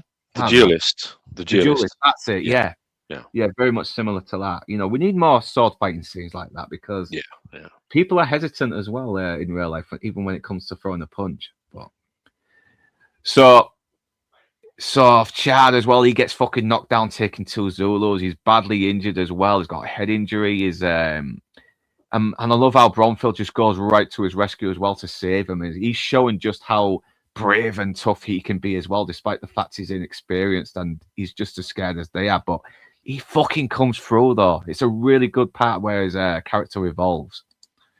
And he has kind of found this friendship with Chad here as well, despite their differences. He seems to be the only guy who's willing to listen to him and actually empathize with him a little bit as well. And this is a great moment that's done visually as well, because even the doctor curses him, saying, "You brought us to our deaths," and he's thinking, "Yeah, maybe Otto was right here. Maybe I have done this. Maybe I have signed our death warrants, and we probably should have run. Fuck what the Crown thinks. Fuck what our reputation would be. Would it be worth? Would our reputation be worth the survival of our men?" It's all done without him saying a word, and I love that.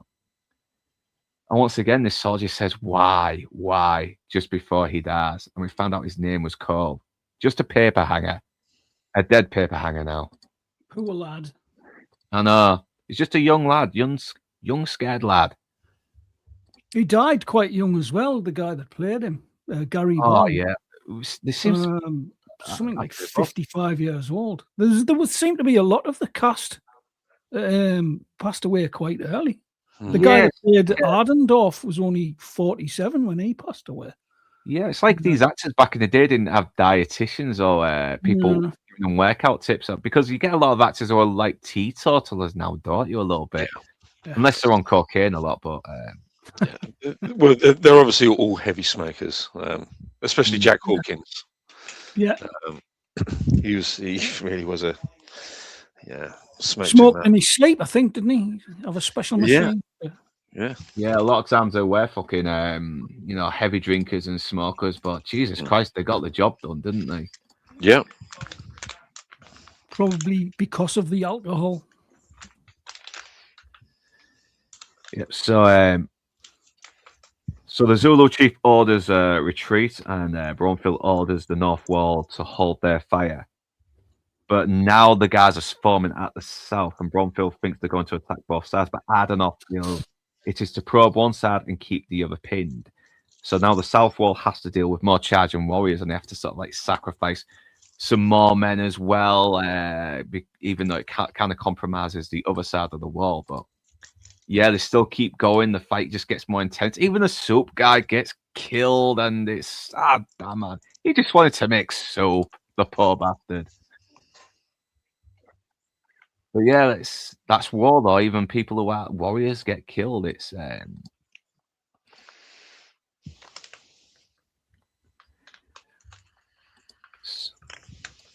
So now the fight is getting even more intense. Now they're getting men on the roof of the hospital, the medical building. So he orders to reorganize a flying platoon. He orders men on the roof against the hillside, and to get the men in the loopholes to go to the front windows and support the north ward. He gets others to form two lines. So yeah, and the Zulus keep charging to take down the barricades. The soldiers use their formation. The soldiers use their formation to push the enemy back, which I think is the volley, isn't it? Where you get like 3 lines of people firing. Yeah. Yeah. And this is where Shad finds the calf is dead, and it's never really established how it died as well. Was it accidentally killed by the rifle fire by the Zulus?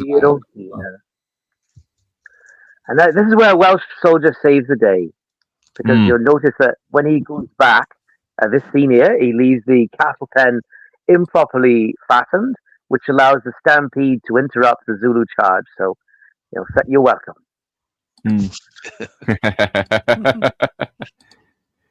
Yeah, but I love this. I love it when they start invading the hospital. It gets really intense. I mean, this is where Hooky really comes through as well. And got it. As action scenes go, and that's fucking Michael Caine jumping through flames. I know. I mean, he's fucking going for it as well. And I love how Chad is sort of like being a little bit more uncompromising as well. When they say, you do realize the men are tired, and he's like, I don't care, because there's no time to be tired. This is survival. The only way to get through this is if they work together. And yeah, this whole sequence is amazing. The hospital sequence really is. Well, if this was made today, that would be computer generated fire, but no, they're Yeah. using that sort of petroleum sort of brush, and they Actual brush it all fire off, though, don't still, isn't it? Yeah. Still Yeah. on fire. There's a support beam comes down later on when they're going up the staircase to escape. Yeah, it kills That's it there. Maxwell as well. mean- It kills Maxwell when Hooky tries to save him. That support beam there. I mean, that's fire. I know, For real the fire. actors to have to squeeze past. Must have been. And this is all absolutely- this is all Twickenham Studios. Yeah. So everyone that's involved in the scenes, including Hook, didn't actually get to go to South Africa, unfortunately. Damn it. So all of their scenes were all shot at Twickenham. Yeah, so it's a good bit of clever editing as well, isn't it? So I can sort of see why, because they're in a place where they can sort of monitor it a bit more. It has to be a controlled environment. Has to be a controlled environment. Yeah, because you see real danger on the screen, even though it's being monitored by professionals. I mean, there's still a danger of getting some injuries there as well. Because I think the actor James Booth actually mentioned this as well. It was like they put some kind of petroleum with a brush and then set it on fire and started pumping some smoke in as well. But all you have to do is just not burn your ass off doing this scene, and that was it. But Hooky, he just goes full on like beast mode here. He's not giving two fucks. He's not. He loses his cowardice and he kind of regains his his manhood a little bit as well. And Maxwell's like, "See, I made a soldier out of you. I did." And this is a guy who has this sort of hate for as well, because he had him arrested for sending money to his wife, and he still tries to save him, but unfortunately the beam comes down and kills him. Can I just say something about what we were talking about before? Like, I think people are saying that Hook, the actual Hook, his character was done dirty in this movie. Correct me if I'm wrong. I don't think he was like. I don't think so. I've always thought of him as a scallywag, a bit of a scallywag. I don't think he was an alcoholic because he was teetotal in real life, but wasn't the talk of people saying he was an alcoholic and he was a thief and all the rest of it. I think he just come across as a scallywag from all the times I watched it. Yeah. Well, he wasn't in there. He wasn't in there for any arrest or anything like that. He was actually a soldier helping them out. He was, but that's it. But it's one of those little embellishments that sort of helps the movie as well. And I think it gives his character some depth and some breadth, and then he redeems himself at the end when he's trying to rescue that guy. I know, and we get a payoff as well from the brandy that was set up earlier as well, and obviously he's refused it because it's against regulation orders. You can get charged, blah blah blah, court-martialed, something like that. But now it's like, and we also get another, and it does sort of pay off what the doctor was saying as well. Brandy is for heroes, and he finally gets the brandy, and he doesn't feel like he's triumphed anything. That he feels defeated. He looks defeated still, even when he gets the brandy. I mean, brandy is for heroes, but he still doesn't come across as a guy who feels he's a hero. I mean, the whole hospital action I thought was an incredible feat, an absolutely incredible feat by all of the men involved. Saving so many people that they did within the hospital. Literally smashing through walls and dragging them through walls as the Zulus are coming in. Amazing men. What a breed of human beings these were. And once again, you're seeing this is real flames. You're seeing men in these real flaming buildings risking their safety just to fucking draw us into their fucking movie. It's yeah, exactly. Like that massive beam there to the right of that soldier is just all flames, and 5, 6, 7 of them had to walk past it to get up those stairs. I mean, it could well be a prop, or they use petroleum or whatever they do. It's still on fire. It's still hot as fuck. And you still got to set up the fucking cameras and the lighting and everything, and you got to wait for them to say action. It's like, hurry up and say action, please. These films are getting a little bit too fucking close here. If you don't say action, I am going to run the fuck out of here. See what's interesting about fire effects. So you have fire bars. So you have basically tubes, and they have either multiple sort of slits or holes drilled into them. They're sealed at one end, the other end's connected to a rubber tube, and the final end is connected to a gas cylinder. So you can have those and place them all over the place. But when you see burning items, burning beams and floors and walls and furniture, what happens is that everything's painted in a fire retardant paint, or a chemical, a fire retardant chemical. And when you paint on the gel, the petroleum jelly, it's only the petroleum jelly that's going to burn. So everything else that's been coated with the fire retardant, it will remain untouched by the flames. So that's how you can get away with doing it multiple times. So once the flames are put out and you need to go again, clear the set if the scene didn't, come out right, you can do it all over again because everything else is covered with the fire retardant chemicals. Yeah. I always wonder why modern films don't do this anymore. Is it because it's expensive, or is it because they're just being greedy and want to save money by using CGI, which looks soft, just looks fake? Yeah, that's what it is. I think there's some kind of, I personally think that there's some kind of deal going on with the effects industry. They feel that, I don't know, they feel that they control it better. They can control it better. I don't think that you can control it better and make it look convincing. But I think there's some under the table exchange of envelopes that are going on, rather than using real effects. But there's nothing better than being on a set and you've got the real effects going on. You've got all the squibs going on. You've got gunfire going on, explosions and fire, and weather elements and all of that kind of stuff. I can't see how it would give any actor any sense of being in an environment, being able to act in an environment if there's virtually nothing there for them to act with. Because it kind of feels soulless as well. Every time I see fake fire, I think, come on. I mean, it make me feel scared for this guy. Come on, it looks fake. I mean, they don't do a good job of computerizing fire as well, because you rarely see any smoke, or they seem to lack the real any of the detail that you see when you see real fire, because our eyes are trained to notice these. I mean, we notice CGI because we've been overexposed to it way too much. Yeah, I think more than anything, we've been exposed to what reality is. So we can distinguish. We're very keen at distinguishing reality, what's real and what isn't.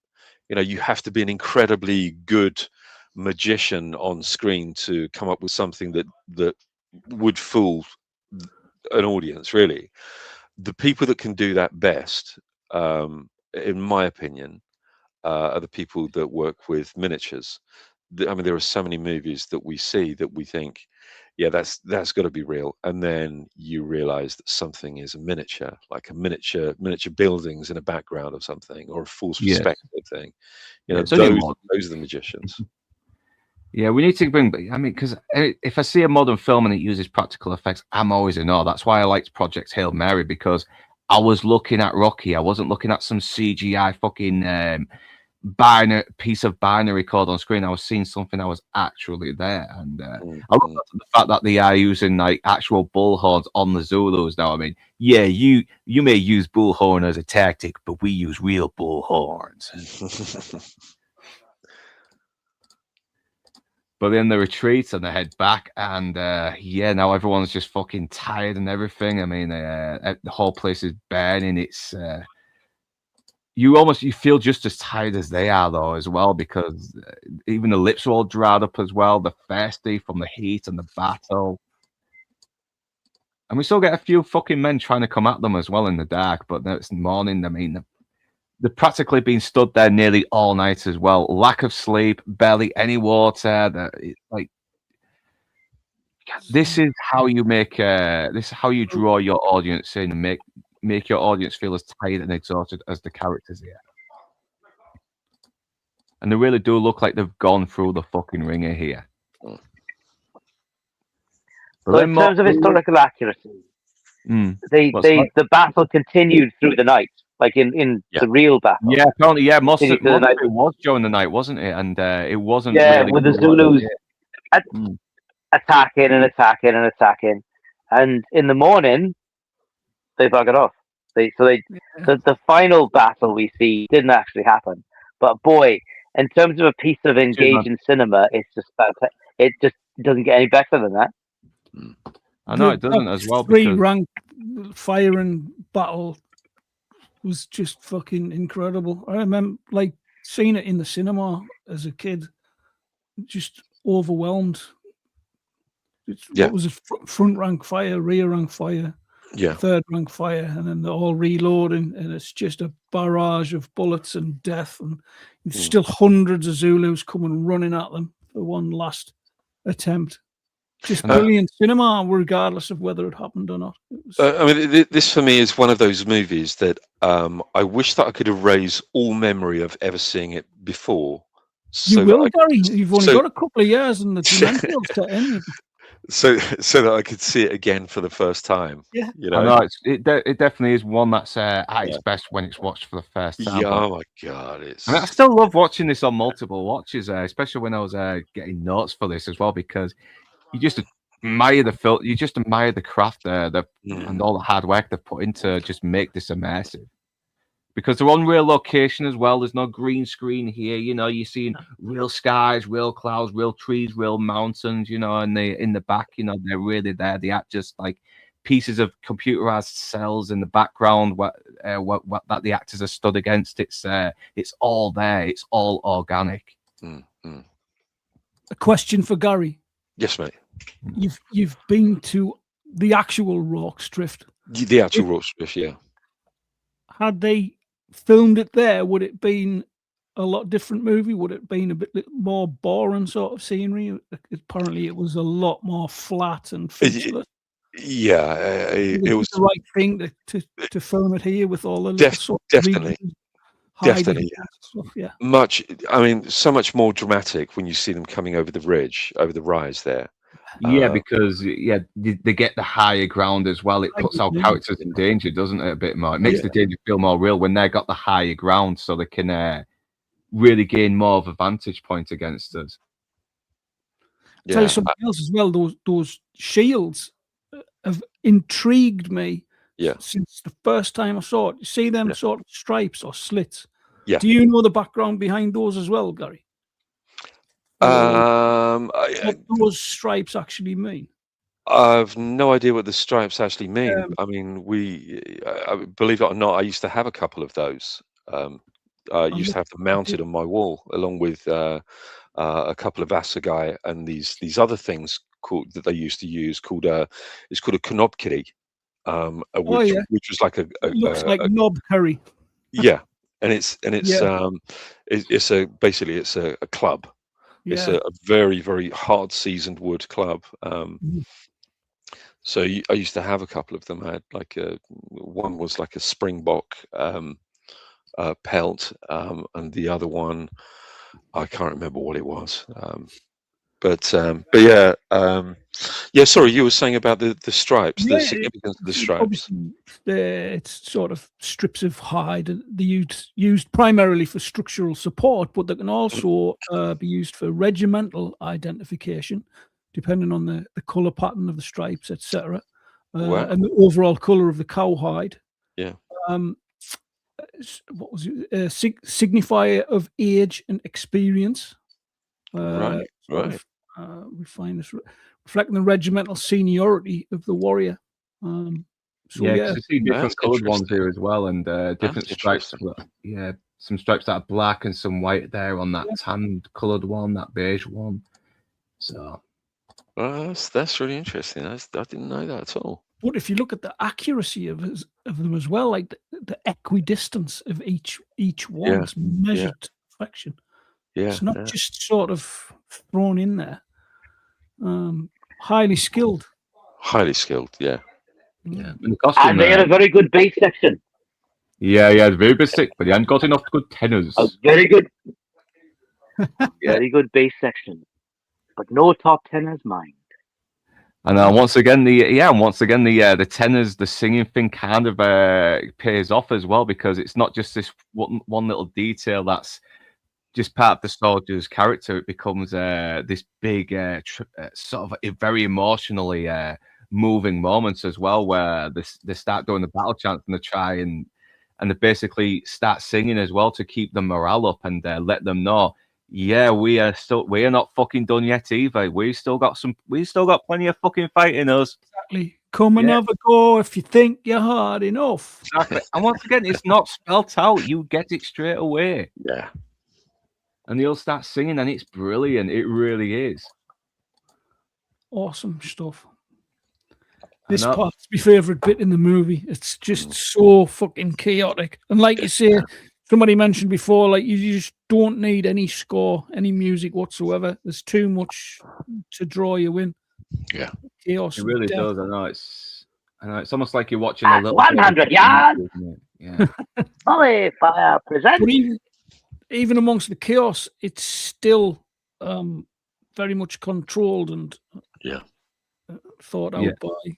Yeah, very well shot as well. It's like a final, because I think they use that kind of the volley play on there, don't they, on this bit here, with the men on the top, firing while the reload and the fire. It's like synchronized, isn't it? A row fires, and while that row is reloading, the other row fires, because it's single shot rifle, breech loader, yeah. But they can fire like 10 to 12 rounds a minute. And you got to think, with 3 ranks at firing volley fire, there's been a tremendous amount of firepower that have put out there. I mean, when they fought the Zulus later at Lundi, I think they used canister shot. They used cannon with canister shot. So they just absolutely they figured out quickly how to correct for the Zulus' vast numerical advantage by using, and they used Gatling guns too at Lundi, I think. They had 2 Gatling guns. But, because they still had Gatling guns all about that time, didn't they? I mean, the Wild West was still had something like in the wars. It was kind of like where you had a crank as well. You sort of had to turn it around, and the barrels would turn around, would rotate as well while firing each shot. It's around that time. Well, Chelmsford he learned something from his defeat, Yeah, rightly or wrongly. Bromfield, he's a totally different character after this. Now he is no longer all airs and graces and arrogant. It's because he has this really good moment where he just opens up to Shard, saying, "Is this how it felt like when in your first battle?" Is like, how do you feel? Is like I'm sick, and he's like, "Did you think I'd want to do any more of this bloodshed? I just came here to build a bloody bridge." So yeah. So once again, it says a lot about Shard's character. He's fought, he's killed, and he's still and he's never gotten used to it ever. If he's ever he's the type of guy who knows how to kill, but he'd rather not be the guy who does the killing. And yeah, and then we get this really good calm moment now where he's just trying to read for men who check to see who's still alive. And I love how he reads one and is like, "You're alive. I saw you." And he's like, "Oh, well, that's nice." Yeah, it just adds a bit of levity as well to the comedy, and he does behave like a soldier, even though he's sergeant. You're not supposed to call him sir unless there's no ranking officers, if I'm remembering correctly. Yeah. It's always sergeant in front of officers, but when officers aren't there, you call them sir. Yeah. I'd call him sir anyway because he looks like he'd fuck me up if I didn't. Awesome mustache, by the way. No comedians now. You are RT? No, just saying. no comedians now. Yeah. But he doesn't scream at them. He doesn't have to yell at them or berate them or go off his nut. He just quietly tells them how to behave, and they do. Yeah, he's not Ali Ermey in Full Metal Jacket, is he? But Ali Ermey would. He's still a very convincing drill sergeant, 4 reloads in Well, combat. different time. The ejection on the Martini Henry was subject at best. Combat effectiveness range less than 400 meters. Yeah, because he does order them to wait till like they're getting within like 100 meters. 100 yards. Yeah, 100 yards. That's it. Yeah. 100 yards. Volley fire present. Yeah. Call me sir and my stripes. I will not call you sir. I will just call you my friend. So yeah, when are they going to make a movie about the homie and King Gezo? I think that's a joke because the woman king is about Dahomey, and Dahomey. although it's a bit about well, yeah, good point. They didn't make a movie. Talk about historically inaccurate films. Yeah. It's basically, they made a movie about Viola Davis being a fucking girl boss, you know. Yeah. King Gabo, who's he? Yeah. King Gabo. Well, but the Dahomey, they built their whole economy on slavery, right? On capturing their neighbors. The Africans enslaved Africans. Yeah, like Lupita Nyong'o was supposed to be in that film. She's supposed to be in The Woman King, Lupita Nyong'o. But when she actually, she's Kenyan Mexican, which is weird. But anyway, when she found out that Dahomey were actually responsible for starting the slave trade, she pulled out, right? Because that film, that would be like making a film, right, about the start of World War II and the invasion of Poland, where the National Socialists are the good guys, right? That's the kind of distortion that Woman King has, right? It flips reality on its head. It's just crazy. There's this thing. I think I mentioned it the other day. Actually, what Orwell said. If you control the past, then you control the future. And I don't like that. I don't like the whole revisionist history. Trying to settle some kind of score that I feel that people are trying to settle by reappropriating a particular character or group of peoples in history and have them as their own just because they want to, Yeah, that's cultural Marxism for you, though, mate. That's cultural Marxism. Well, very sadly, it's happened to is full of them. It's happened to Orwell himself. Like, I love Andy Serkis. Like, I met him recently to thank him, for putting me in the Hobbit film. He's a lovely guy, Andy Serkis. Yeah. He's really nice. But that Animal Farm film where they changed the ending and changed what the film's about. Why would you do that? Yeah. Like, why would you take Orwell's genius, one of the most devastating social critiques ever, and think, I need to make it more relevant for today. No, just no. And like you say, it's cultural vandalism. It's terrible. His critique was on the rise of Stalin and communism, and they're making it about, it's capitalism. That's the real fault here. It's like, no, you do not dismake someone's work just like that, just to fucking suit your agenda. That is absolutely diabolical. I mean, it's ludicrous. I think something that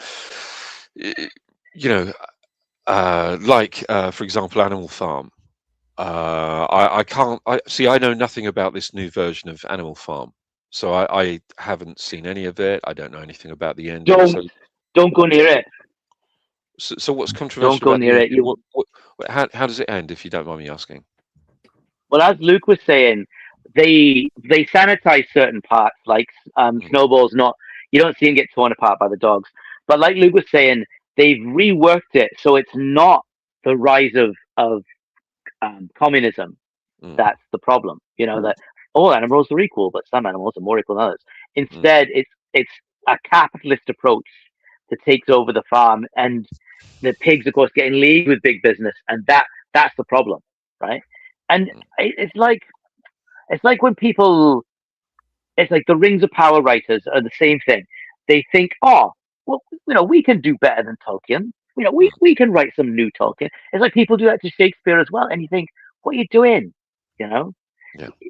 Create something of your own, sure. I know. Then you get these fucking idiot super fans. I use that term loosely, saying, I just want to give Sauron a hug, you know. I feel it'd be totally gay, Sauron. I'd totally be gay bound to him. It's like, fuck off. So, like create your own work. Yeah, it's looked like they took the script writing away from Andy. Yeah, I would not be surprised, man, because that's what they do. If you I don't know, because he is as lovely a man as he is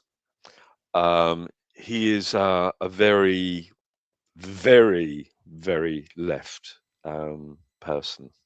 Yeah, I can believe that. But it's still, I won't say a bad word about him because he is a very nice man. And yeah.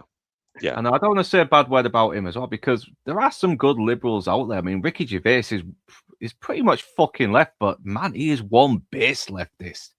He really is. I mean, he doesn't bow down to leftist nonsense, despite being pretty liberal himself. This is what liberalism used to mean. You know, Ricky Gervais kind of epitomizes what liberalism, what a liberal left used to be. Somebody who could debate someone, somebody who can appreciate what the other people have a different point of view as them, and that they don't either inflict or threaten violence against them because they think differently. That's what the left used to be. Yeah, it seems like the last maybe 10 or 20 years, I mean, cultural Marxism has really, really infected liberalism a bit more as well, because, you know, because I used to be pretty fucking left as well back in the day. Then I started looking into things a bit more and seeing, yeah, you know what? I don't think I like leftists. They're kind of fucking crazy. They're kind of acting like the very thing I was against, you know. Now I'm seeing that the right is starting to be more reasonable. You know, not all of them. I mean, people like Candice Owens used to be awesome, but now she's starting to come across a bit fucking crazy herself. Yeah, absolutely bonkers. But all you know, the whole kind of Marxism stuff. When you think about it, I mean, a 22-page pamphlet. That's all it is. A 22-page pamphlet, the Communist Manifesto. That's all it is. And look at what it's done. You know, all you have to do is look on your history on the gulags, the Gulag Archipelago, the Great Leap Forward, what was happening in Venezuela, and what's happening now in fucking places like China today and Cuba. It's that's going on now. That is still going on now. Show me anything that is 22 pages long that has been so influential throughout world history. You won't be able to find it. 22 pages. That's all it was, just 22. Yeah. Well, we're going on a tangent now anyway, so short answer, fuck Marxism. But the Zulus just turn up again. He's fucking tired and is like, oh, well, come on then. Come on, because now he's like, I don't give a fuck now. Come on.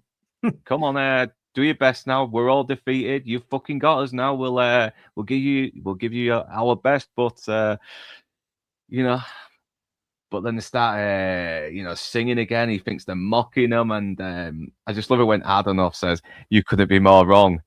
They're praising you, they're saluting you, and he just laughs. He's not laughing because he's happy. He's just he's laughing because he doesn't know what to think of it as well. He's just been through all this fucking chaos, and then this is happening. It's like, what can you think about it? All you can do is just laugh your ass off at the situation. It's hysterics, isn't it? It's such a bizarre situation he's been in, and then all of a sudden, it's like, oh yeah, you're a great bunch of lads. Thanks for the fight. It's kind of like, because they're both sides have lost men, so now it's like, you know, we commend you. We underestimated you, but you fucking hell, you're not as easy pickings as we thought you would be. You actually do have some balls. But this wasn't the real reason that they left. Do you want me to spoil what actually happened? Yeah, that never happened. Commending. Go on. No. Correct me if I'm wrong, because I'm a Wikipedia whore. But apparently, fighting for 36 hours, the IMPI, or the Zulu force, came under extreme fatigue. So basically, they were all fucked. They suffered casualties like at least 1,000 of their troops, so 25% of their force was taken down. Broken momentum was another cause, that they just failed assaults on the barricades constantly for like 10 hours of relentless assaults. And the arrival of the relief column that finally turned up kind of put them off. Logistical challenges as well. They had no supply chain, obviously no food and water and ammunition, etc. Put them off, and because it was an unauthorized action. Yeah, I think I remember reading something about a relief coming through to them as well. So yeah, there is that, but yeah. But obviously, it's embellished as well because it's trying to be a bit more balanced, isn't it? So yeah, have the Zulus come back and commend them. So yeah, makes a much better ending if it does. Yeah, because saluting you as fellow braves rather than sorry lads, we're all fucked. We're off for a sandwich. Bye. Yeah. No, that doesn't quite work, right? Does it? But yeah, then you get Richard Burton saying, sorry, what's the names again? Okay, yes, Chard, he got commended, and Hookie got commended, and so did Bromfield, and all these men died, and right, I'm going back to my whiskey now. Yeah, thank you very much. Hope you watched the Zulu movie. It's awesome. Something like that. Yeah, but yeah, he reads all the names of the people who survived. I've got his actual speech. If you want me to read it out. Do it. Anyway. Please. Is a commendation. All the people got VCs. Here we go then. Narration as spoken by Richard Burton. In the 100 years since the Victoria Cross was created for valour and extreme courage beyond that normally expected of a British soldier in face of the enemy, only 1,344 have been awarded. 11 of these were won by the defenders of the mission station at Rorke's Drift, Natal, January 22nd to the 23rd, 1879. Frederick Sheese, Corporal, Natal Native Contingent. William Allen, Corporal, B Company, 2nd Battalion, 24th Foot. Fred Hitch, Private, B Company, 2nd Battalion, 24th Foot. James Langley Dalton, Acting Assistant Commissary, Army Commissary Department. 612 John Williams, Private, B Company, 2nd Battalion, 24th Foot. 716 Robert Jones, 593 William Jones, Privates, B Company, 2nd Battalion, 24th Foot. Henry Hook, Private, B Company, 2nd Battalion, 24th Foot. James Henry Reynolds, Surgeon Major, Army Hospital Corps. Gonville Bromhead, Lieutenant, B Company, 2nd Battalion of the 24th Regiment of Foot, South Wales Borderers. John Rouse Marriott Chard, Lieutenant, Royal Engineers, Officer Commanding, Rorke's Drift. Thank you. It was like he was here. Did he bring Liz with you? In all seriousness, well done. That ending I find incredibly moving. Incredibly moving. It's such a simplistic way of ending, but a way of honouring every single one of those heroes of that engagement. And what's interesting about the Victoria Cross, one of the interesting facts about the Victoria Cross is that they're all struck in bronze, but the bronze is actually from the Russian cannons that were captured at Balaclava. Wow. So every single one of the Victoria Crosses, the 1,300 or so that have been awarded, have all come from those cannons. It's quite amazing, and there is still an abundance of bronze, left for the next recipients of that award. But yeah, it's quite something, and I believe that I know that the actor Kenneth Griffith, who was a fantastic actor, he was a big collector of memorabilia from the Boer War and the Zulu War, and he collected letters, and he had some letters and ephemera from the men of Rorke's Drift. I believe he donated the majority of his collection prior to his passing to a number of museums. but he had some uniforms and weapons and odd bits and pieces, but mainly I think the thing that he was more interested in was the letters and the personal accounts from some of these men, and he had some of the documentation.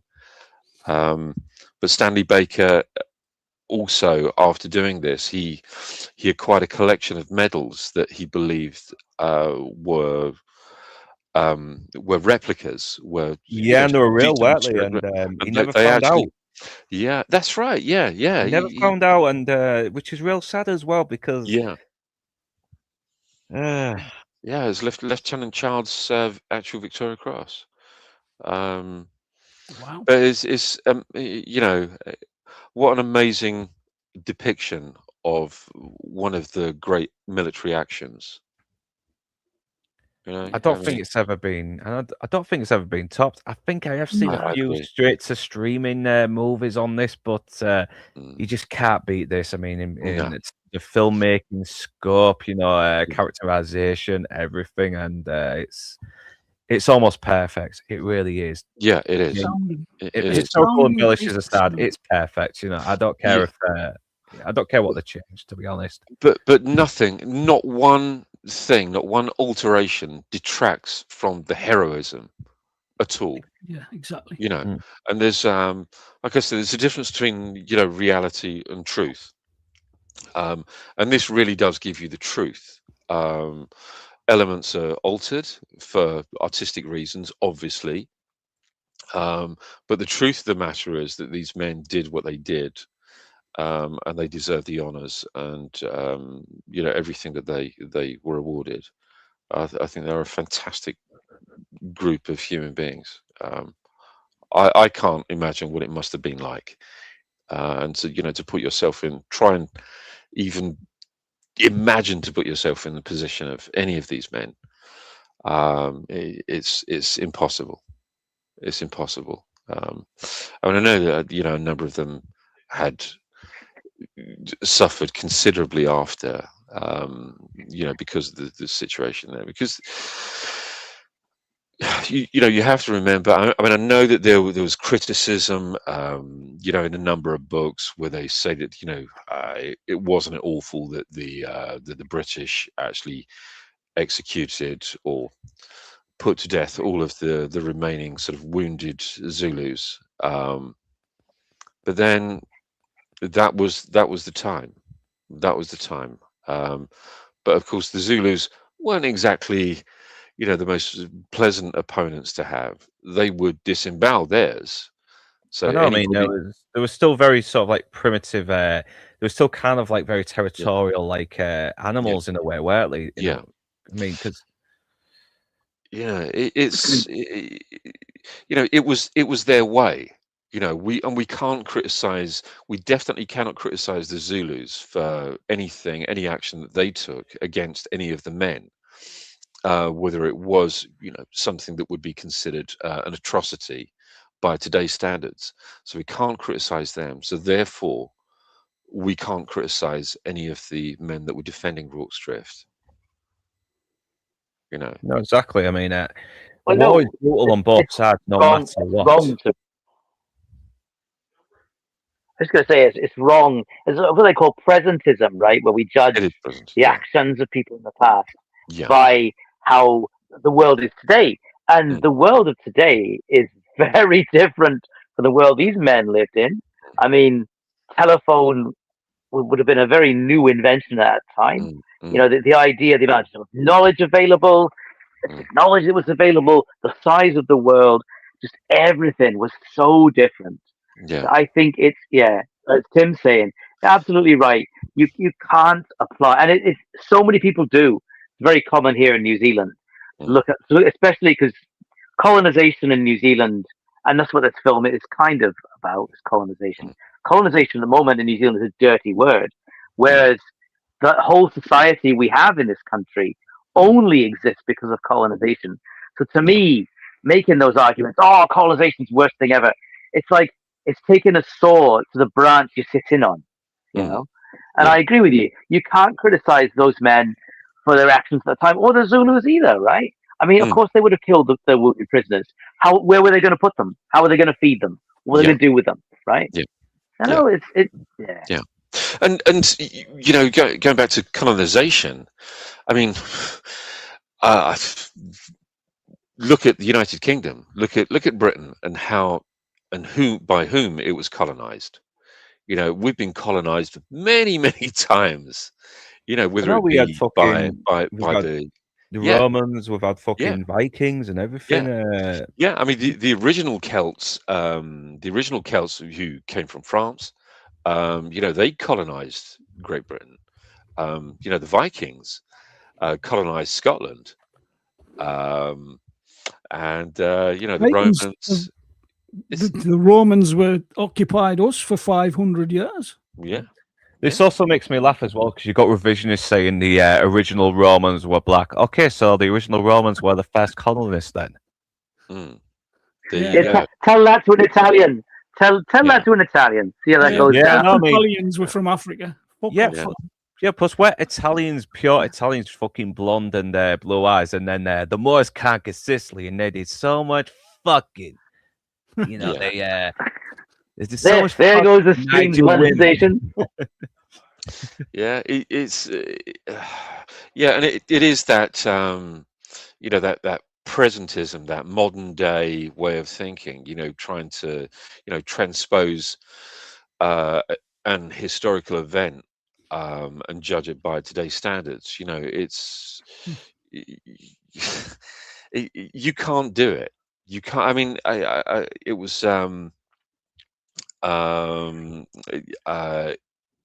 think it was E.L. Hartley, wasn't it? The author of The Go-Between, who said the past is a foreign country. They do things differently there. That's the opening line of the book.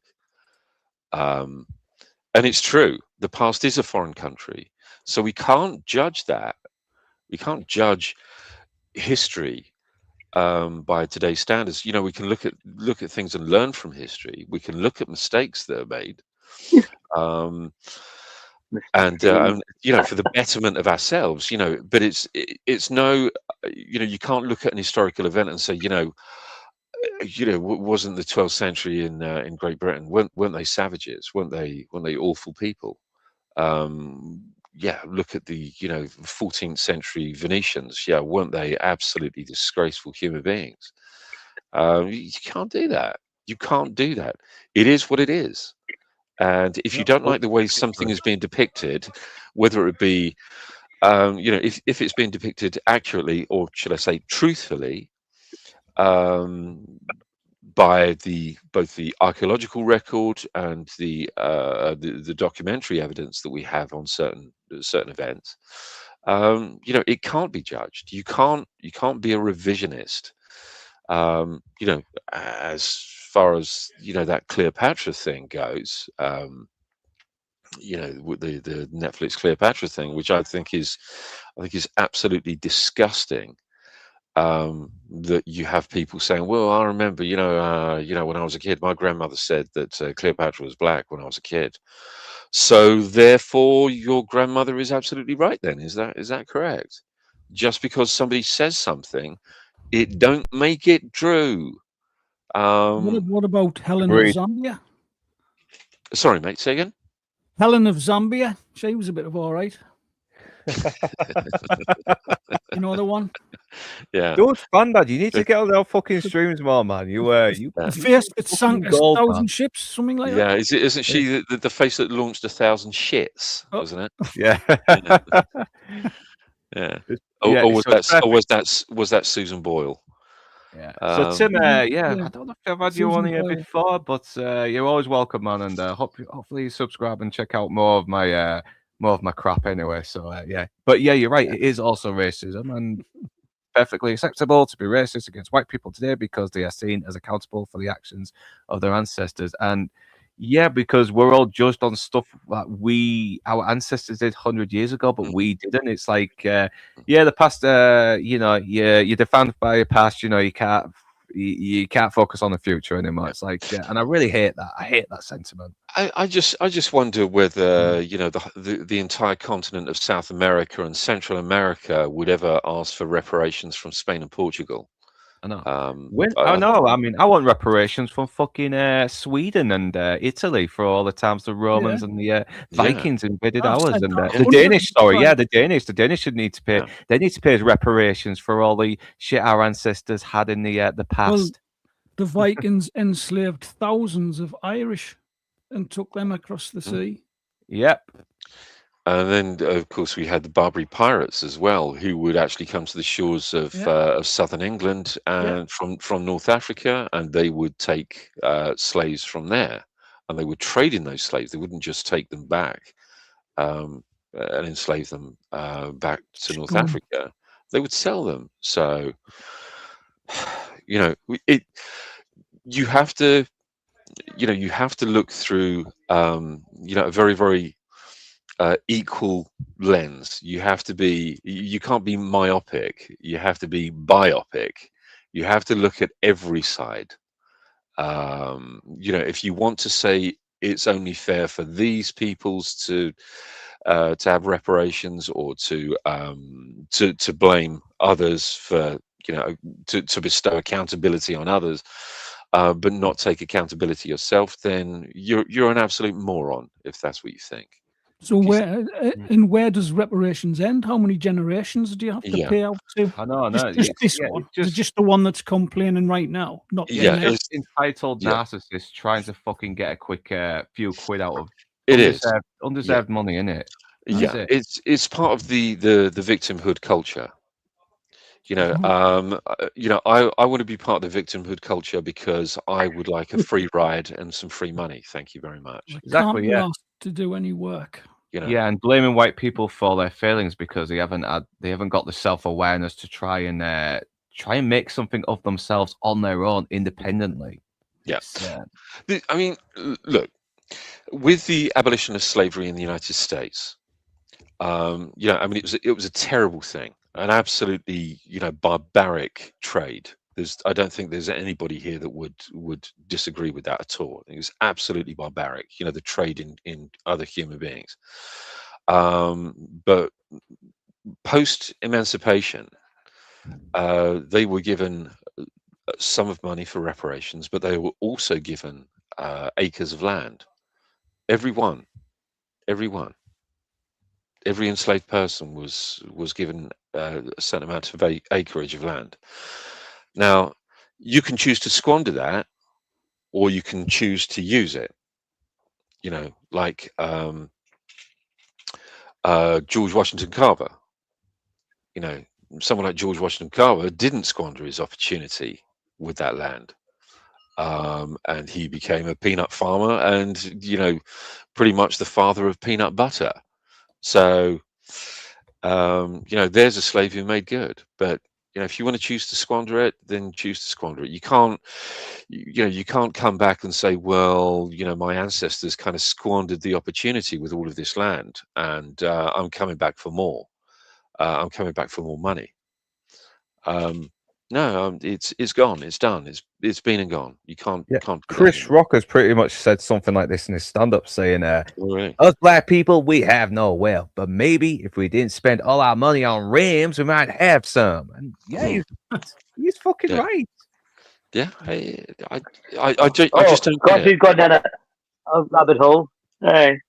We're going on a tangent now, but we'll go back to Zulu. But terrific film. So we will go on to favorite main character, favorite guest, favorite supporting character, maybe favorite quote or favorite moments in the movie before, and final thoughts before we and the promotions as well before we finish. So since I always kind of see even though Michael Caine is kind of brought on as like introducing Michael Caine like as a supporting character, I do see him more as a main character opposite Stanley Baker because of their conflicting ideals, their sort of chalk and cheese relationship. So I think with main character, I will go for Michael Caine as Bromfield, because he does have the most character development. He starts off as a very unlikable, pompous ass, but as the movie goes on, you see he is actually a very tough, brave, valiant, honourable soldier who's always there for his mates, and by the end of the movie, he's not just it's not just about his status anymore. He's just another human being who's glad to have made it out of there alive, just like everyone else. So, that's my favorite main character. That InsideMan, favorite main character. I think it's very difficult. I mean, this is a film where it's incredibly difficult to pick a favorite character. It is. I know. I mean, I love. I've got to be honest. I absolutely adore Lieutenant Chard. I do, but for me, it's Colour Sergeant Bourne all the way. He's the kind of stoic figure that really keeps everything absolutely together. He's the one that really creates the situation with the men. The way, not necessarily coordinates, but he maintains this level of cool-headedness, and that's what I love about him. Yeah. Okay. I did kind of see him as a supporting, but I don't know. It's kind of hard to say though, isn't it? But who's really the main character? Because it's mostly about a lot of characters here. So yeah, we'll have him as a main character because he's kind of one of the higher ranking officers, isn't he? So senior NCO, yeah. So RT, favorite main character. Well, if that's the main character, I'm going to go with Sarge because it's a great performance by Stanley Baker, who also produced the film. And but he, as far as leaders go, he's not perfect. He he comes off second best when battle actually starts and he gets injured. But he does a great job of portraying someone who's doing his best under desperate circumstances. And nothing he does seems magical or as if he had knowledge that he shouldn't have, right? Like it's all done in a very believable way that he galvanizes. Like he doesn't make any big epic speeches either. He doesn't really need to. He's not a bombastic character at all. Probably the biggest speech he makes is to the Reverend. He says, I don't get into your pulpit and give sermons, so I don't know why you're giving instructions to my men. So yeah, he's kind of a low key but very competent and somewhat reluctant, heroic character. So I'll go with Sad. Yeah, I can sort of see why as well because he's kind of the same character as well. You just sort of reveal a bit more about him. But yeah, I do love the fact that he's just this guy who wants to avoid as much bloodshed as possible because he's already seen enough to last 2 lifetimes. I'm quoting Robin Hood, Prince of Thieves here a little bit there, but it's kind of that's how I sort of see this character. So, yeah, main character, Fandad Menace. Oh, there's a couple I think to choose from. I quite like the King Ketchaway because I like that bit where the guy tries to drag that young lass out of the taxi and he shouts, "Oh, what you doing, lad? Somebody stab that fucker." I thought that was quite a good scene. He is a key character. I don't know if it's the main character. I always kind of see him as supporting, but yeah. I don't know, it's kind of hard as well because a lot of I'll get to in the heart. Stab him in the heart. Yeah. Love him as a main character, even though he's only on it for a few minutes. Kind of like Hannibal Lecter is a main character, but he's only in the movie for like 20 minutes. But he is a very important part of it, though, isn't he? He is a very high ranked character. You're ruining my fun. Sorry about that. Fucking hell. You did ask. Yeah, we can't ask Lord Toxic now anyway because he's gone. So yeah, we'll move on.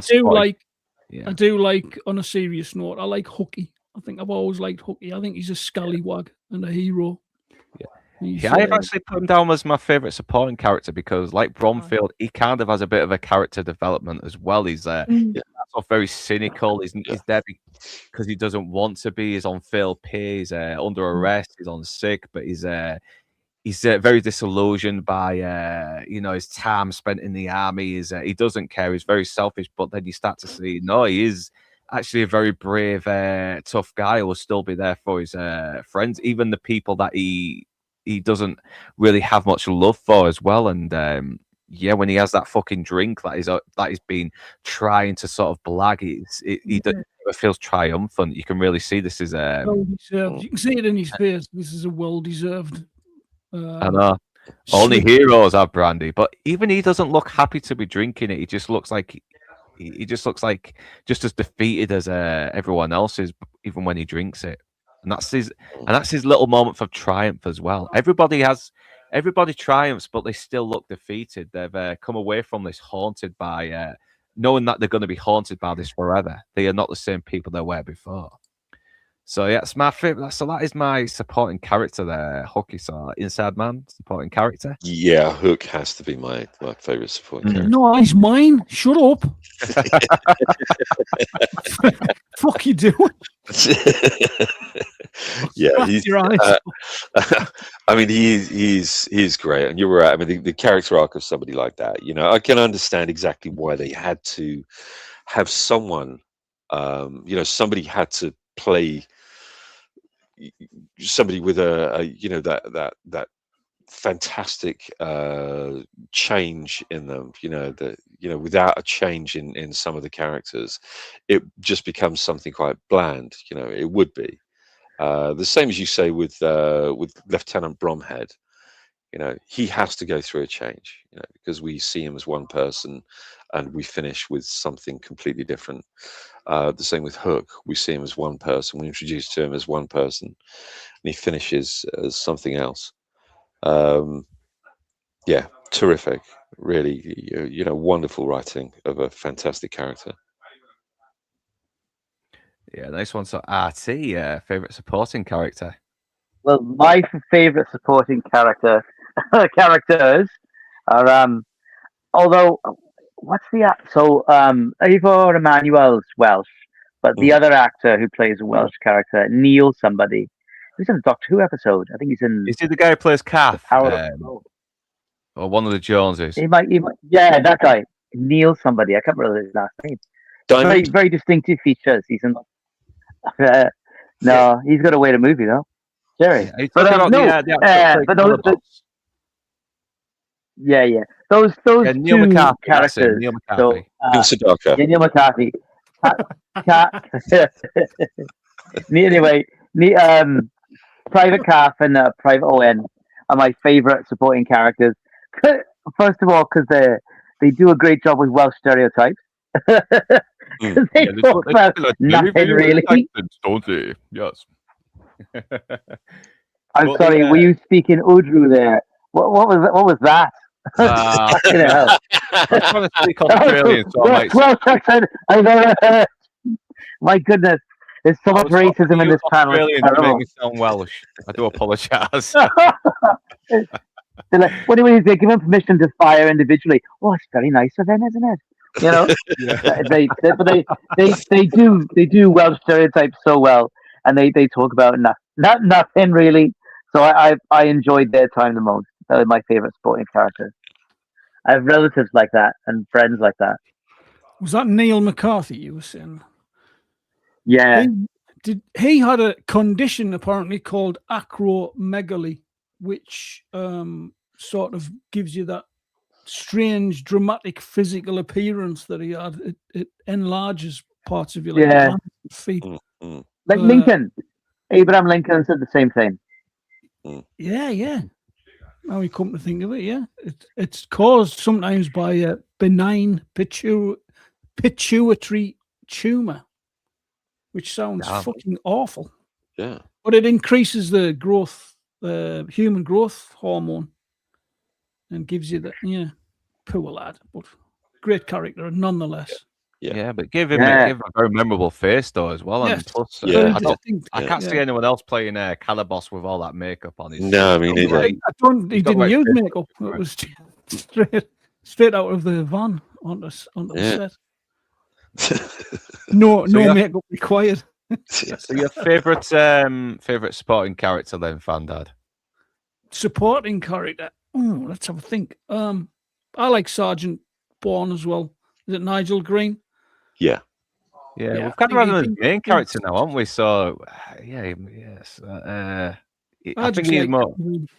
We'll just have him fuck it anyway. Fuck it, because we're going to the end anyway. So we'll move on to favorite quote. I have to say, you thought your first action. Does everyone feel like this afterwards? How do you feel? Sick, well, you have to feel alive to feel sick.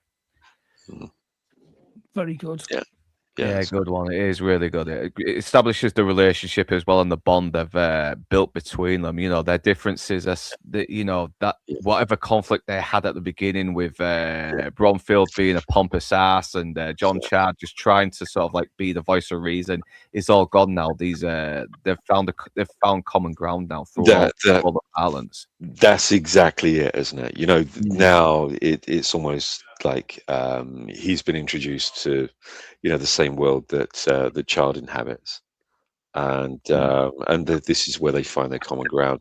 And for that reason, that's my favorite line as well. Okay, so we've got InsideMan out of the way. Now we can move on to RT. Favorite quote? Well, it's gonna be pretty easy to guess mine, isn't it? I'm gonna say, oh, they have a very fine bass section. Yes. No top tenors. So that was always going to be my favorite line of the film. Yeah, it adds levity as well, but it doesn't compromise the tone or the intensity that these men have gone through either.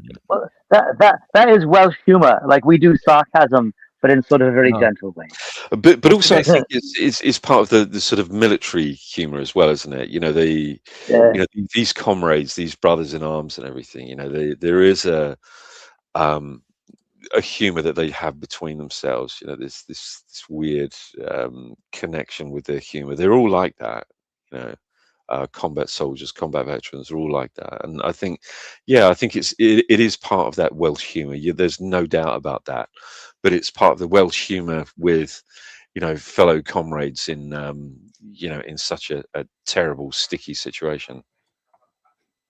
Yeah, it's lovely. I agree with that. It's lovely. It makes sense to his character as well because music is kind of his thing. Like working through all the intricacies of getting vocal ranges right for the choir, and of course, he's going to be a little bit fascinated by the way they sing as well. It's going to be, because it's part of his interest, isn't it? It's part of his passion. So of course, he's going to be a little focused and find some kind of way to at least comment on it. Mm-hmm.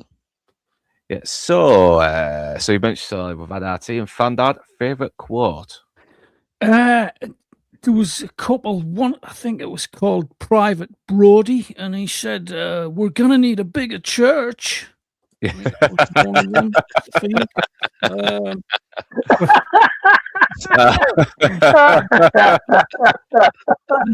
think it was in there. And I also like when Colour Sergeant Bourne is reciting Psalm 46:9. Yeah. So I typed it into Google to try and learn some of it. So I could say, he breaketh the bow. I typed this in. He breaketh the bow and snappeth the spear. But instead of in sunder, I typed in Sunderland, which was something completely different. So, yeah, that bit. Yeah. He snappeth the spear in sunder and makes wars to cease throughout the earth, etc. I thought that was quite nice. Yeah. In his moment of sort of quiet reflection. Yeah, because it is symbolic, isn't it? I mean, it is pretty much a Christian film as well as yeah, because the what's he called, Mr. Witt was asking him if he's a Christian man or something like that, and he comes out with the psalm. Would you like to say anything? He comes out with that psalm before the battle begins. I thought it was quite poignant. Yeah, because it kind of touches on the conflicting ideals of both Christian men as well. He wanted using Christianity to try and to stop men from killing and save and keep themselves alive, while the other is using it to keep the men's morale up so they can try and survive a brutal battle. To let them know that God's on their side. I will be exalted among the heathen. I will be exalted in the earth. Yeah. I don't think the Swiss guy was from The Spy Who Loved Me. Looking at his picture now, and that he looks similar to the guy who Jaws kills, but at the same time, he looks a bit different as well. But you mean the guy that played Sheese? Sheese. Yeah. Where's he at? I've got him up somewhere. Yeah. Oh, there he is. Dickie Owen, he's called.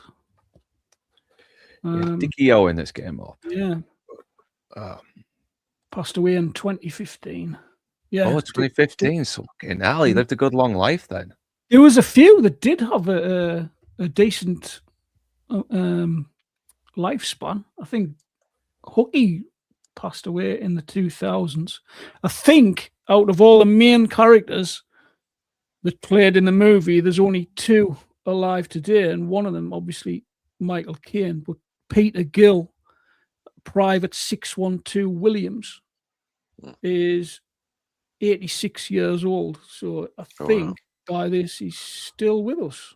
You know. Yeah, I'm not seeing that he's passed away just yet. No, it's still. Was that Private 612 Williams? Is that Private 612 Robert Williams? Would that be Robert Williams? Possibly. It doesn't really give that info. Because one of the Williams that was awarded the Victoria Cross, he unfortunately, he suffered quite tremendously. He was stabbed in the head with a spear several times, and he apparently he had headaches all of his life, and he went to work on a farm in I can't remember where it was, but he went to work on a farm, and he went out one day telling the farmer that he was going to go and kill some crows, and instead they found him in the woods with a shotgun next to him. And shit. yeah, that's sad, really sad. Christ, man. Yeah, and the unfortunate thing about that is that when they buried him, because during the Victorian times, obviously, if somebody took their own life, they would consider it to be deeply unchristian. So his casket wasn't allowed to go into the churchyard via the church gates. They had to pass it over the wall. And they lowered him into the grave, and when they placed the headstone back to front because he took his own life. I'd like to think that they've corrected that now, but well, yeah, no, you top yourself, you go to hell. That's kind of been the thing, though, isn't it? That's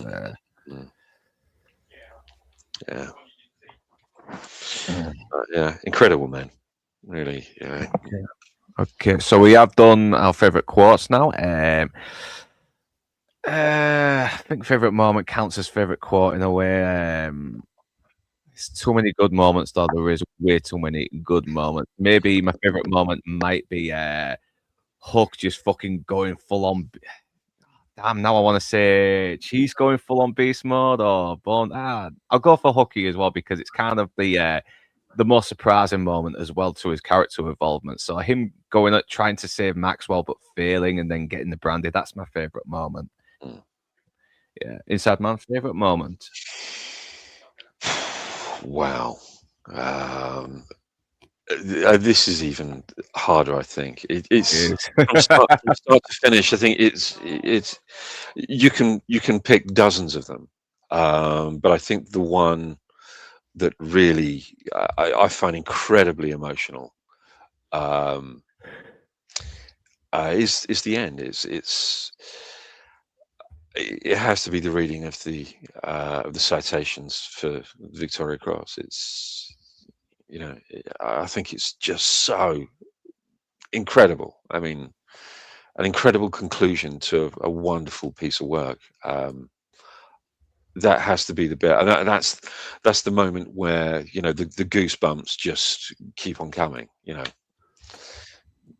It's And the other thing, Gary, just to add to that, sorry to jump in, but the fact that they read out every little tiny detail, rather than just say William Allen, Fred Hitch, to go through, what he was, Corporal, B Company, 2nd Battalion, 24th Foot, and they do that for every single one as a mark of total respect.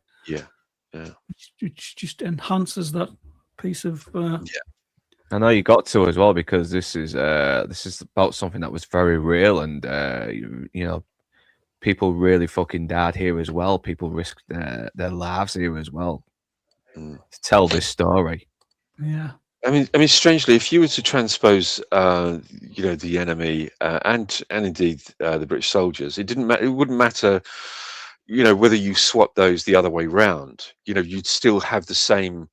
Obviously, it would be minus the Victoria Crosses, but you'd still have the same level of emotion and feeling towards the defenders of Rorke's Drift. Or even if you were to put Americans there and have Russians on the other side, or put Russians in there and have Germans coming over the hill, for the defense of something like that, and the actions that were taken on that day or over that sort of 2-day period, you'd still feel exactly the same.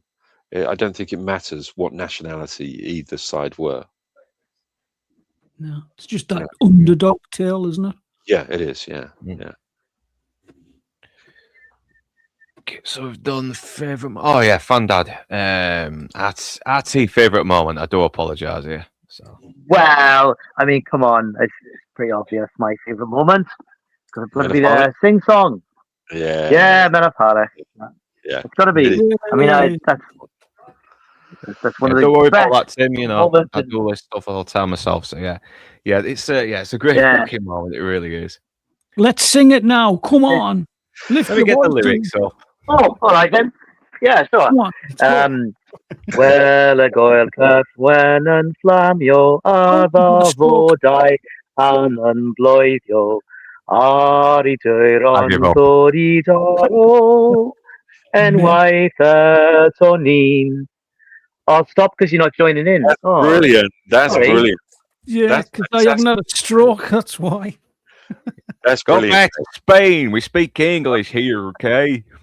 To actually hear that in Welsh, that's really, honestly, that's really, really lovely. That's really Bryn Tervel does it much better than I do. So if you really want to hear it sung well, Bryn Tervel. Oh, Charlotte Church does a very nice version too.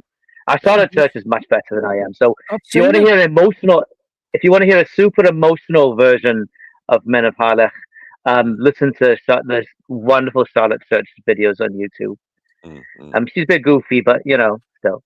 Anyway, so that was me. That's my favorite moment. Okay then. Fandad, favorite moments of the movie? I can't remember. I like. That'll do. Moving on.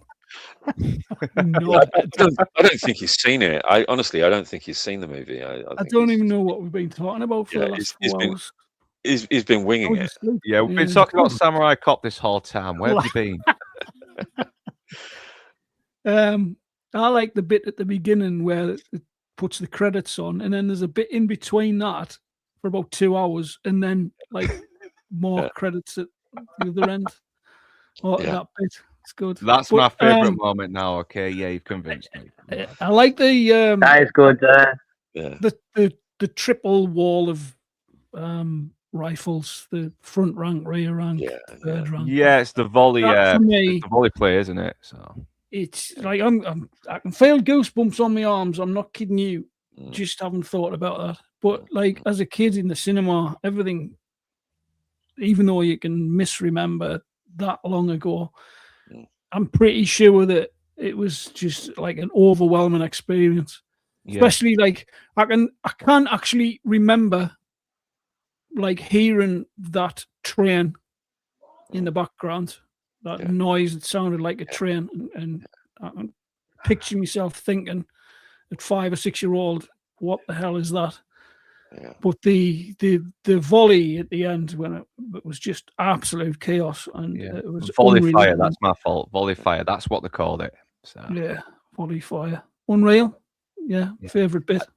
I don't know if they use that today though. I don't think it's needed because now you've got weapons where you can just load clips with a shitload with God knows how many bullets in, depending on the size of the clip itself, and you can do automatic fire, semi-automatic now. It's not just single shot. So it's pretty much sort of dependent fire, isn't it? Today, I would suggest. Yeah, it does seem like a very outdated system now, and unless we end up losing all of our guns and going back to single bullet rifles, then we probably might have to adapt it again. But it's looking like that's not happening. But yeah, thank you very much, Fandad Menace. So Before Yeah. we will start doing the promotions, I think so on Sunday, 6 p.m. Me, Admiral T, Kung Fu Hot Dog. Anyone else that wants to jump on, we'll be talking about the Miami Vice episode Glades from season 1. So the one where they go through the fucking swamps and to find a witness whose daughter has been kidnapped by some evil rednecks with the helps of Pops and his family. So I'm gonna have fun talking about that one. InsideMan, is there anything you want to promote? Yeah, Tuesday on Losers Lounge, we're going to be talking about Miracle Mile.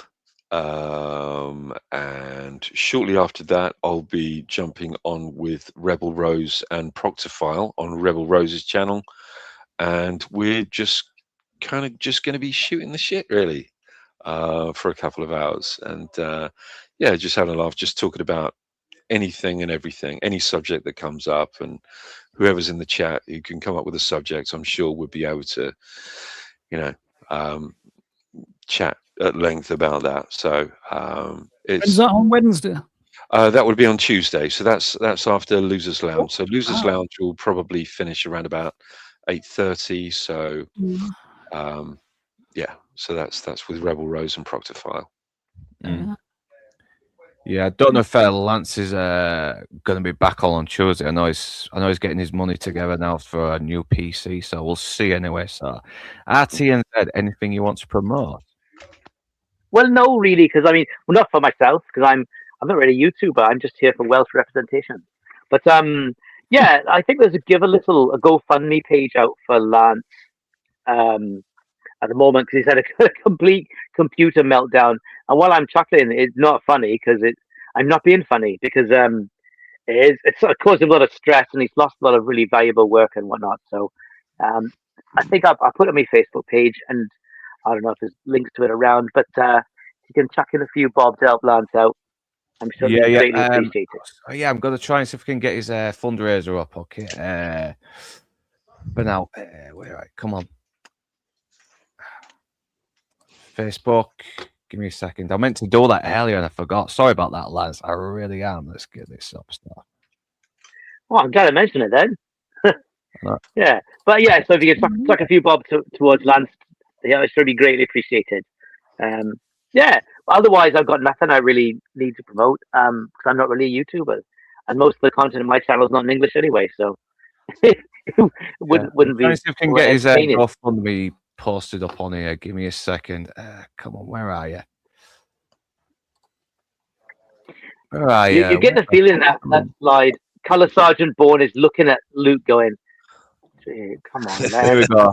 Just copying the link now. I'm going to put it in the banners. So, yeah, let him know I'm supporting him here as well because so I've seen what he does best. So,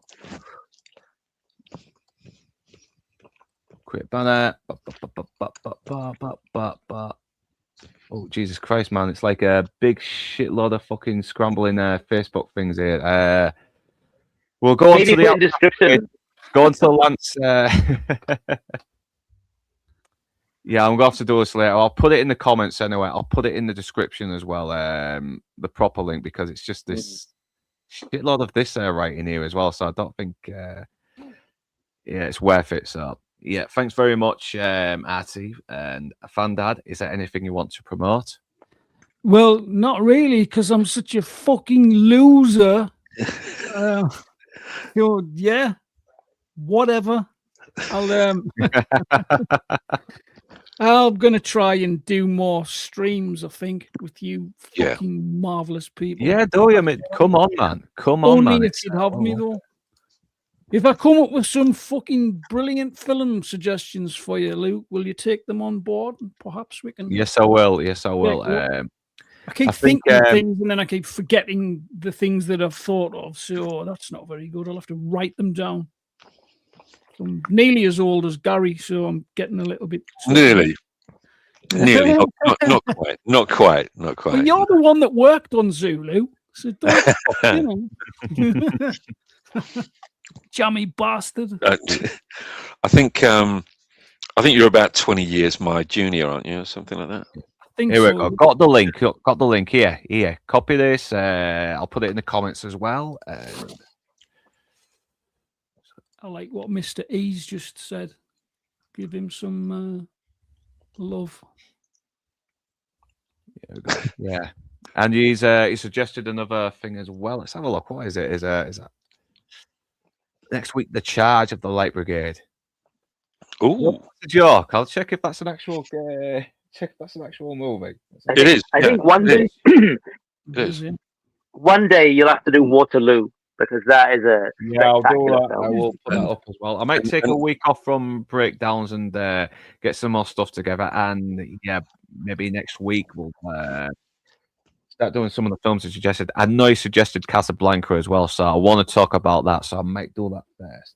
Charge of the Light Brigade. There it is. Gosh, that's a great film. Wonderful film. Yeah, Rod Steiger's fucking mental breakdown, road rage is fucking epic. Ah, it's amazing, isn't it? It's amazing. I mean, Yeah. Coincidentally, I mean, my some of my ancestors, I've got direct ancestors that were at both Charge of the Light Brigade and Waterloo, and I know exactly where they were placed in the battles as well. Jesus. I've got their exact. Well, that's the thing.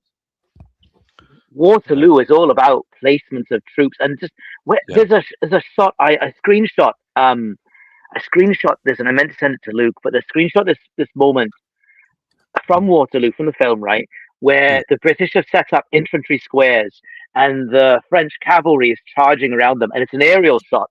Would have been done by helicopter, obviously, back then, 'cause no drones, right? So it's just incredible, because there must be 10,000 guys on the ground as infantry, and then all these horses as well, and just to coordinate that, both during the battle in history, but also as a filmmaker to coordinate that, such an achievement. And today, someone would just use a bunch of pixels, they just use a computer and generate it, whereas to actually direct men and beasts in such a well orchestrated manner, it's so impressive. Yeah, it really is impressive. Yeah. And I'm looking up the Charge of the Light Brigade as well. And so this is 1884 during the Crimean War. Poor planning leads to the British Light Brigade openly charging a Russian artillery position with tragic consequences. Oh yeah, so I'm gonna try and check David out. It looks very promising. Yeah, David Hemmings, very, very good. And Vanessa Redgrave as well. Vanessa Redgrave, very young Vanessa Redgrave. She was And I know people don't realize it, but she was a bit of a stunner back in the day. And her daughter's Jolie Richardson and fucking Natasha Richardson. They definitely got her looks, didn't they? In the end, so, David Hemmings' tunic from Charge of the Light Brigade. That was purchased by Adam Ant, and that was his tunic. Fucking hell. Was that for the for Prince Charming?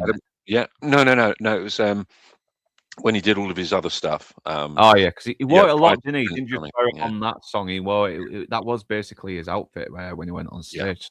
Yeah, when he did all the all the Adam and the Ant stuff. Yeah, that was David Hemmings' tunic from Charge of the Light Brigade. Damn man. So that is the end of the show. I hope everyone has enjoyed themselves. Tim, Mr. E, and who else? Daft Plato. Yeah, sorry, man, that you. I would love to have had you on the stream as well, but yeah, because you're always valued. You seem to know your stuff. Yeah.